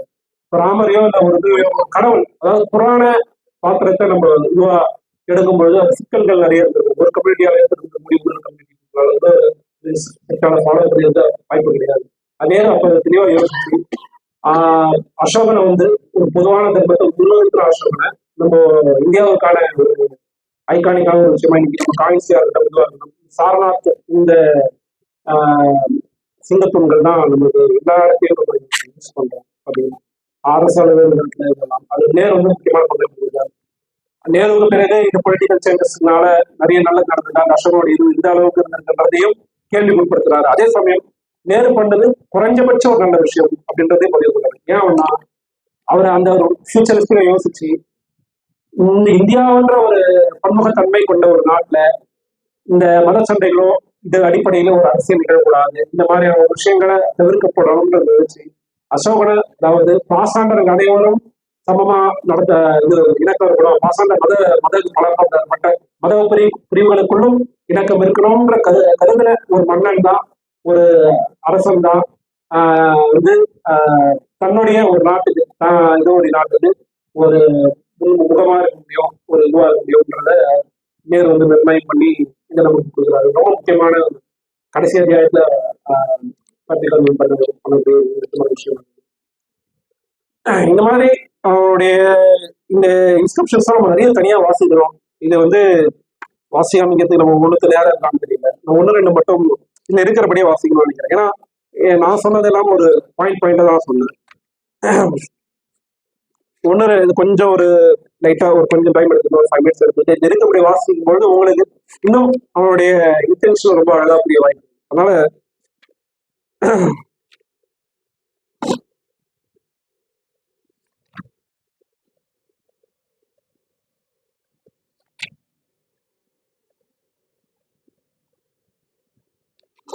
இந்த பாறை அரசாணை 2ல இந்த வந்து தான் என்ன பண்றான்னா, மருத்துவ சேவை மூலிகள் கிடைக்கிற இந்த ஒரு விஷயங்களை பத்தி அவன் பேசுறான். அந்த இடத்துல அவன் பேசும்பொழுது எல்லா இடங்களிலும் கடவுள்களின் அன்புக்குரியவன் அரசன் பியதசியின் நிலப்பரப்புக்குள்ளும் எல்லைகளுக்கு அப்பாலும், அதாவது சோழர்கள், பாண்டியர்கள், சத்தியபுத்திரர்கள், கேரளபுத்திரர்கள், தம் தம் தம்ர பர்ணியர்கள், அதாவது தம்பம் பர்ணியர்கள்ன்றவங்க யாருன்னா ஸ்ரீலங்கன்ஸ். தம்பம் பர்ணின்றது ஸ்ரீலங்கன்ஸ், அன்னைக்கு இருந்த ஸ்ரீலங்கன். அப்புறம் அந்தியோச்சஸ்ன்றவன் இந்த இஜிப்த் இந்த பகுதியை ஆண்ட மாட்டாங்க. இவங்க பகுதி வரைக்கும் சொல்ல குறிப்பிடுறான். அந்தியோச்சஸ் என்று அழைக்கப்படும் கிரேக் அரசன் அந்தியோசுக்கு நாட்டுக்கு அருகில் இருக்கும் பிற அரசர்கள் என்ற எல்லா இடங்களிலும் கடவுளின் அன்புக்குரியவன் அரசன் பேரரசு 2 வகையான மருத்துவ சேவைகளை நிர்வகிக்கிறான். மனிதர்களுக்கான மருத்துவ சேவை, வீட்டு பிராணிகளுக்கான மருத்துவ சேவை. எங்கெல்லாம் மனிதர்களுக்கும் வீட்டு பிராணிகளுக்கும் பயன் தரக்கூடிய மூலிகைகள் இல்லையோ அப்படியான எல்லா இடங்களிலும் அவற்றை கொண்டு வந்து நட்டு வளர்த்திருக்கிறான். இது போலவே எங்கெல்லாம் வேர்க்காய்களும் பழமரங்களும் இல்லையோ அப்படியான எல்லா இடங்களிலும் அவற்றை கொண்டு வந்து நட்டு வளர்த்திருக்கிறான். மனிதர்களுக்கும் வீட்டு பிராணிகளுக்கும் நன்மை செய்யக்கூடிய வகையில் சாலைகளின் ஓரமாக மரங்களை நட்டிருக்கிறான், கிணறுகள் வெட்டியிருக்கிறான். இதுதான் நம்ம இந்த சினிமாலாம் விளையாட்டா சொல்றது. அசோகன் மரத்தை இது பண்றாருன்னு நாம் சொல்றோம். இது வந்து இந்த கல்வெட்டுல தான் வருது. மனிதர்களுக்கும் வீட்டு பிராணிகளுக்கும் நன்மை செய்யக்கூடிய வகையில் சாலைகளின் ஓரமாக மரங்கள் நட்டிருக்கிறான், கிணறுகள் வெட்டியிருக்கிறான். அது இத்தனை மீட்டருக்குள்ள அவன் பண்ணியிருக்கான். அது 1000 கிலோமீட்டருக்குள்ள எங்கன்னா அந்த கிரீக்கை ஒட்டி போகக்கூடிய அளவுக்கு அந்த அதிகாரிகளையும் ஆட்களையும் நியமிச்சு அவ்வளோ அளவுக்கு தர்மத்தை வந்து இது பண்ணி அதை பிராக்டிகலாகவும் செயல்பாடாகவும் பண்ணியிருக்கான். அதே மாதிரி இந்த சாராத் மாதிரியான 20 தூண்கள் இன்னைக்கு நம்ம ஆர்கியாலஜியில தொல்லியல் சான்றிதழ் பிரகாரம் தொல்லியல் சான்றிதழ் முரண்படுற விஷயங்கள்லாம் நிறைய இருக்கு. அது ஒரு 20 தூண்கள் கண்டெடுக்கப்பட்டிருக்கோம். அசோகர் நேரடியா இந்த மாதிரி நயன் இதை வச்சு இழைச்சி அந்த தூண் கல்வெட்டுகளா ஆரசாணைகளை பதிப்பிச்ச ஒரு விஷயங்களா ஃபேசிலிட்டியா பண்றாங்க. அதே மாதிரி அசோகர் வந்து சாசனங்கள் இது இருக்குங்களா, தர்ம சாஸ்திரங்கள், அவன் என்னென்ன இது பண்ணான், அந்த அதிகாரிகளுக்கு நியமிச்சது, இதை பத்தி சொல்லக்கூடிய கல்வெட்டுகள் தாண்டி அவன் தானம் கொடுத்த கல்வெட்டுகள் நமக்கு தெரியாது. அதுல வந்து மூத்த கல்வெட்டுகள்ல வந்து பராபர் குடைவர் இந்தியாவிலேயே முதல்ல கருங்கல்லால வடிக்கப்பட்ட ஒரு இதுனா ஒரு இது அமைப்பு கட்டுமான அமைப்புனா அது பராபர் குடைவர்.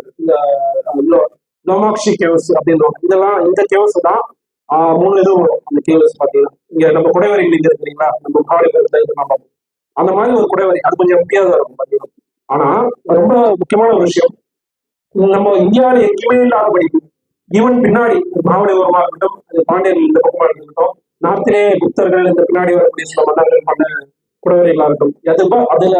அதோட கிட்ட கூட வர முடியாத அளவுக்கு ஒரு வேலையை பண்ணியிருந்தான்.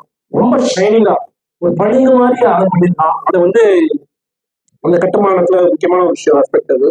அதை வந்து பதிவு பண்ணி போட்டோ கொடுத்துப்பாரு. இந்த லோமாஸ் ரிஷின் பராபர கூட எண்ணில் கொடுத்துருப்பாரு. இதுக்குள்ள நீங்க அந்த போட்டோஸ் பாத்தீங்கன்னா பளிங்கு மாதிரி தேய்ச்சி அந்த அவரோட சிற்பிகள் அவ்வளவு அற்புதமான அந்த வேலையை பார்த்துருப்பாங்க. அதாவது கட்டுமானத்துல முக்கியமான ஒரு வேலைகளை பார்த்ததுலையும் அசோகர் வந்து முன்னோடியா இருந்தான். இந்த தூணோடைய பாருங்க, நீங்க என்ன பண்ணாலும் இந்த சிங்கத்துக்கு மேல இந்த ஷைனிங் கொண்டு வர முடியுமானா முடியாது. இன்னைக்கு வந்து நம்ம வார்னிஷர் இது பண்ணி வேற விஷயங்களை பண்ணி ஷைனிங் பண்ண முடியும். ஆனா இன்னைக்கு இருக்கக்கூடிய இது பண்றவங்க கூட அவ்வளவு அளவுக்கு இந்த ஷைனிங் தர முடியாது. அந்த அளவுக்கு இந்த மாதிரியான தூண்கள் நிறைய பண்ணி அதுல அந்த தூண்களை வந்து செதுக்கிறதோட இல்லாம அது நார்மலா இருக்கக்கூடிய அந்த அந்த மணற்கல் அந்த ஒரு மாதிரியான அந்த கல்ல ஒரு பளிங்கு கல் மாதிரியான ஒரு இதுவா வந்து மாற்றி வந்து அசோகோட சிற்பிகள் பண்ணதோட இல்லாம அந்த தூண்கள்ல வந்து அவன் சித்தூன் சாசனங்கள் இருக்கீங்களா, அந்த சுத்தூன் கல்வெட்டுகள்ல ரொம்ப கஷ்டப்பட்ட அந்த சிற்பிகள் வந்து இந்த ஒவ்வொரு கல்வெட்டு வரிகளையும் வடிச்சிருக்காங்க.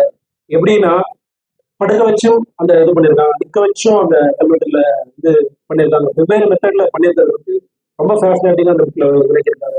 ரொம்ப ரொம்ப ரொம்ப நமக்கு முக்கியமான ஒரு புத்தகம். அசோகனை பத்தி தெரிஞ்சுக்கிறதுக்கும் அசோகனை பத்தி ஒரு லாஜிக்கலான வேலை ஆகியோகிராபிஸ் அந்த புராண இதிகாசங்கள் இருக்கக்கூடிய அந்த மன்னன் ரொம்ப கொடூரமான மன்னன், திடீர்னு மனசு மாறிட்டான், இதெல்லாம் ஏற்புடையதே கிடையாது. பேட்ரிக் ஆல்வில் முன்னாடி ராமையர்தான் வந்து முதல் 1940 வந்து அசோகனுடைய சாசனங்களை வந்து ஒரு தமிழ்ல மொழிபெயர்க்கிறார். அன்னைக்கு இருக்கக்கூடிய தமிழ் பாரதியார் கட்டுரைகள்லாம் படிச்சா கொஞ்சம் அன்னைக்கு இருக்கக்கூடிய பேச்சு வழக்குல அந்த மாதிரிலாம் ஒரு அழகான ஒரு இதெல்லாம் பண்ணியிருக்காரு. ராமையர் அவருமே என்ன சொல்றாருன்னா, இது ஏற்புடையதா இல்ல. ஒரு லாஜிக்கலா திங்க் பண்ணும்போது ஒரு மன்னன் வந்து இவ்வளவு குலகத்தையும் பண்ணிட்டு நான் போயிட்டு ஒரு தியரிய ஒரு ஐடியாலஜி நான் ஃபாலோ பண்றேன், பௌத்த ஒரு தர்ம இந்த பௌத்த தர்மம் மாதிரியான ஒரு தர்மத்தை ஏற்றுக்கிறேன், ஏற்றுக்கொண்டே திடீர்னு மனசு மாறிடுச்சுன்றது ஒரு இதுவே கிடையாது. சீரியல் கூட ஒரு ஓவர் ரைட்டா மனசு மாறணும்னா கிடையாது, அது லாஜிக்கே கிடையாதுன்னு நிராகரிக்கிறார். ஏன்னா ஆகியோகிராபிஸ் வந்து அதுதான் இங்க சொல்றாரு. பேட்ரிக் ஆல்வில் பிராமணிக்கல் ஆகியோகிராஃபி மட்டும் நிராகரிக்கல, பௌத்த ஆகியோகிராஃபி நிராகரிக்கிறார். ஏன்னா பிராமணிக்கல் ஆகியோகிராஃபில அசோகன் வந்து ஒரு குடர்மான இது பண்ணி இது அதையும் அசோகன் அசோகனுக்கு எதிரான சித்தாந்தங்கள் வந்து பார்ப்பனிய நூல்கள்ல வருதுன்னா, பௌத்தனுடைய நூல் என்ன வருதுன்னா அசோகன் வந்து கொடூரமான மன்னனா மாறிச்சு. பௌத்தத்தினால்தான் அவன் வந்து ரொம்ப உத்தமமான மன்னனா மாறினான்னு பௌத்தம் திரும்பி எழுதுது. இது ரெண்டுமே ஏற்புடையது என்னன்னு பேட்ரிக் ஆல்வில் நிராகரிக்கிறார். அவன் பௌத்தத்தினால்தான் அவன் தர்மத்தை ஃபாலோ பண்ண ஆரம்பிக்கிறான். அவனுடைய தர்மமான முடிவு பொழுது அவன் பௌத்தத்தினால அவன் மட்டும் கிடையாது. அவன் வந்து ஒரு அரசனா இருந்த மனிதத்துவம் கொண்ட அரசன், அதே நேரத்தில் பௌத்தத்தை ஃபாலோ பண்ண அரசனால பார்க்க இருக்கிற பௌத்த அரசன் மனிதநேயத்தோட நான் சொல்ல முடியாதுன்றதையும் அவர் பதிவுறாரு. சார் ஈவினிங் பாயிண்ட் வந்து அந்த ஒரு விஷயத்த இப்போ நம்ம பாத்தீங்கன்னா முடிக்கும் போது அவர் சொல்றாரு, அசோகனுக்கு பிறகு இந்த மௌரிய 137 வருஷத்துல மௌரிய சாம்ராஜ்யம் நிறைவடைந்திருக்கிறோம். ஆனா அதே மாதிரி அசோகனுடைய தர்மம்ன்றது அக்ரோன் காலகட்டத்தில் கண்டினியூஸ் ஆகாம போகதான் போகுது. அசோகனுடைய அதே பிறகு நேரு மீட்டெடுக்கும் போதுதான் நமக்கு திருப்பி அந்த தர்மம்ன்றது கிடைக்குது. நீங்க வந்து அந்த உட்கார்ந்து பேசணும். அது கிடைப்பட்ட இதோட அசோகனுடைய தர்மம் ரொம்ப எல்லா இடங்களுக்கும் வந்து அவனுக்கு பிறகு பரவணும்னா அவனுடைய ஐடியா இருக்குல்ல, அவனுடைய பிம்பம் இருக்குல்ல, அவன் பண்ணான்ற ஒரு செய்தி இருக்குல்ல, அது வந்து எல்லா நாட்டுக்கும் முக்கியமான Asian countries South East Asia வரைக்கும் பரவுது. பர்டிகுலர்லி சீனால பரவுது. மூன்று ஒரு மன்னன் வரான் 5th செஞ்சுரியில. அவன் வந்து சீனால வந்து ஒரு கோயில் வந்து அமைக்கிறான், விதாரை. அந்த விதாரை பேரு அசோக விதாரையே குறிப்பிடுவான் அந்த மன்னன். அதாவது அசோகன் 5th செஞ்சுரியில ஒரு சீன மன்னன் கவர்மெண்ட்ல இருக்கிறான். அதுக்கு முன்னாடி பாத்தீங்கன்னா அசோகனுக்கு பிறகு வந்த மன்னர்கள்ல சாதவாகனர்களுக்கு அசோகரை பத்தி அறிஞ்சிருக்காங்க. சாதவாகனருக்கு முன்னாடி ருத்ரராமன் அப்படின்னு வெஸ்டர்ன் கஷத்திரபர் அப்படின்ற ஒரு கூட வர மன்னன் இருக்கான். 200 வருஷத்துக்கு முன்னாடி அசோகர் வந்து அப்போ வந்து சுதர்சன ஏரின்னு சந்திரகுப்த மௌரியர் ஒரு ஏரியா பண்ணியிருக்காரு. எங்கன்னா கிர்னார், குஜராத். கிர்னார்ல முக்கியமான பாறை சாஸ்திரம் வந்து வந்து அசோகர். அந்த இடத்துல அந்த பாறை சாஸ்திரத்தை பக்கத்தில் ருத்ரராமன் மன்னர் என்ன பண்ணியிருக்காங்கன்னா, இந்த குளத்தை வெட்டியவர்கள் சந்திரகுப்தரும் அசோகரும். இதை நான் வந்து ஆழ்படுத்தி அதை நான் பக்குவப்படுத்தி பண்படுத்தி சொல்லுவாங்க. அப்ப என்னன்னா ருத்ரதாமன் வரைக்குமே அசோகனுடைய கல்வெட்டுகள் படிக்கப்பட்டது. இவன் சாதவான வரைக்குமே அவருடைய கல்வெட்டுகள் படிக்கப்பட்ட அவருடைய கல்வெட்டுகள் புரிந்து கொள்ளக்கூடிய வாய்ப்புகள் இருக்கு. ஏன் அப்படின்னா பிராமியன் தான் நமக்கு வந்து சாதவான பிராமி கிடைக்கும். பிராமிக்கும் சாதவான பிராமிக்கும் மைனர் டிஃபரன்சியேஷன், பெரிய டிஃபரன்சியேஷன் என்ற ஒரு ஆய்வு சொல்றாங்க. அப்ப சாதவானுடைய இன்னொரு கைவண்ணமா என்ன வருதுன்னா கடகரன்ட்டு 90s எண்ட்ல நமக்கு பாத்தீங்கன்னா 1900 தொல்லியல் துறையில வந்து முக்கியமான ஒரு ஆய்வு பண்ணி கடகாலியில நிறைய புத்திஸ்ட் எவிடன்சஸ் துன்பங்களை கண்டெடுத்துட்டாங்க. அதை பண்ணவங்க யாருன்னா சாதவாகன மன்னர். அந்த ஒன் ஆஃப் த ஸ்கல்ப்சர்ஸ் நமக்கு என்ன கிடைக்குதுன்னா அசோக மன்னனுடைய அவங்க இமேஜின் பண்ண அசோக மன்னன் அவனுடைய சிற்பம் கண்டறியுது. அதுக்கு முன்னாடி வந்து அசோக காலத்துக்கு தான் சொல்லப்படக்கூடியது, அசோகருக்கு கொஞ்சம் பின்னாடி காலகட்டத்தில் சொல்லக்கூடிய மன்னன் இருக்கலாம் பண்றாங்க. ஆனா அது எதுலையுமே நம்ம கிளியர் கட்டான எவிடன்ஸ் இல்லை. ஆனா இந்த இதுல பாத்தீங்கன்னா இந்த சிற்பத்தை மட்டும் கடற்கரை கர்நாடகால கிடைச்ச இந்த சிற்பத்தை மட்டும் இந்த அசோகன் வந்து இரு மனைவியரோட அந்த பணிப்பெண்ணோட இருக்கான். அதுக்கு மேல பாத்தீங்கன்னா இந்த இடத்துல ராயா அசோகான்ற பேரோட தெளிவா சாதவாகன மன்னர்கள் அவனுக்கு பின்னாடி வந்த சாதவாகன மன்னர்கள் பண்ணி வச்சிருக்காங்க. எவ்வளவு வந்து நமக்கு தெளிவா காமிக்குதா அந்த சாதவாகன மன்னர்கள் எப்படி வரணும்னா அசோகனுக்கு 400 வருஷத்துக்கு பின்னாடி வரவங்க. 1st century BC-ல இருந்து 2nd century CE உட்பட்டதா இந்த சிற்பம் இருக்கணும்னு ஆய்வாளர்கள் வச்சிருக்காங்க. அப்போ அவனுடைய தொடர்ச்சின்றது ஓரளவுக்காவது அங்க பின்னாடி இந்த மன்னர்கள் தெரிஞ்சிருக்காங்க. அவன் பண்ண அந்த சாதனைகள், அதாவது அகிம்சை சம்பந்தமான, தர்மம் சம்பந்தமான, உண்மையை பேசுவது, மக்களிட இணக்கம் தொடர்பான சாதனைகளை பத்தி அவங்க தெரிஞ்சு வச்சிருக்கிறதுனால அசோகனுடைய அந்த பிம்பம்ன்றது தொடர்ந்து இருந்துதான் இருந்திருக்கு. இந்த மாதிரியான விஷயங்கள் நமக்கு திரும்பி என்னவாகுதுன்னா ஹையோகிராஃபில சித்தரிக்கக்கூடிய அசோகன் உண்மையான அசோகன் இருக்க வாய்ப்பு இல்லை அப்படின்ற ஒரு விஷயத்தை தான் வந்து திருப்பி திருப்பி வலியுறுத்துது.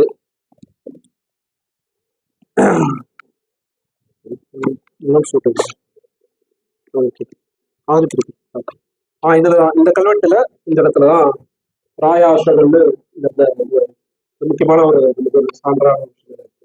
இதுக்கு பின்னாடியும் சொன்னீங்களா சீனா கிடைச்சது. அதுக்கப்புறம் பல்லவருடைய இதுல பாத்தீங்கன்னா ஒரு இடத்துல செப்பேடுகள்ல அந்த கல்வெட்டுல பாத்தீங்கன்னா beginning of one of the kings வந்து அசோகவர்மன் அப்படின்ற பேர் வருது. அது வந்து ஒண்ணு இந்த அசோகனை இன்ஸ்பயர் பண்ண பேரா இருக்கலாம், இல்ல அது மித்திக்கலா அசோகனை வந்து தங்களுடைய முன்னோர்களா இணைச்சிருக்கலாம் அப்படின்ற ஒரு கருத்தியலாகவும் இருக்கு. அதனால அசோகனுடைய பொம்மம் அவரோட தர்மம் கொஞ்சம் ஃபெயில் ஆயிருந்தா கூட காலங்காலமா அது கண்டினியூஸா ஃபாலோ பண்ண முடியுங்க கூட. ஏன்னா அதன் பிறகு பார்ப்பனிய நூல்களும் அந்த விஷயங்கள் சார்ந்தவர்கள் வந்து ஒரு கோல வச்சு அதன் பிறகு பார்க்கணும். அப்போ அந்த தர்மம் வந்து முன்னாடி வரும்போது அசோகோட தர்மம் கொஞ்சம் பின்னாடி போகதான் போயிடுது. போனாலுமே கூட அவனுடைய பிம்பம் தொடர்ந்து இருந்துகிட்டே தான் இருந்திருக்கு. அவனோட ஸ்தூலமான வடிவிலையும் அவன் இமேஜினேஷன்ல இருந்துகிட்டே தான் இருந்தது. இந்த மன்னர்களுடைய பின்னாடி மன்னர் இதோட இமேஜினேஷன்ல அப்போ நேரு வந்து அதை வந்து கருத்தாக்கமா வந்து நமக்கு பின்னாடி 20ஆம் நூற்றாண்டு வந்து அது நமக்கு கொடுத்துட்டு போயிருக்காரு. பிராக்டிகல்கள் அது ரொம்ப முக்கியமான ஒரு நூலாக பதிவு பண்ணியிருக்காரு. நிச்சயமா இது எல்லாரும் வாசிக்க வேண்டியது. அதே மாதிரி இந்த மொழிபெயர்ப்பு சார் வந்து ரொம்ப நுணுக்கமா ஒரு விஷயத்த ரொம்ப அவர் எதுவுமே நிறைய ஒர்க்ஸ் வந்து சுந்தரசரிக்கை மாதிரி தத்துவ ஆய்வாளர்களுடைய இதெல்லாம் பண்ணியிருக்காரு. அந்த வகையில அது ரொம்ப முக்கியமான புத்தகம். இதை மாணவர்கள் முதற்கொண்டு பொதுவாசகர்கள் கொண்டு எல்லாருமே வாசிக்க வேண்டிய புத்தகம். இந்த வாசிச்சு முடிஞ்ச வரைக்கும் நம்ம இன்னைக்கு இருக்கக்கூடிய சுச்சுவேஷன்ல அசோகன் ஏன் முக்கியமானவர், அசோகன் ஏன் வந்து தத்துவ முன்வைக்கணும் அப்படின்றதுக்கு புரிஞ்சுக்கிறதுக்கு இந்த புத்தகம் வந்து ரொம்ப முக்கியமானது. நன்றி.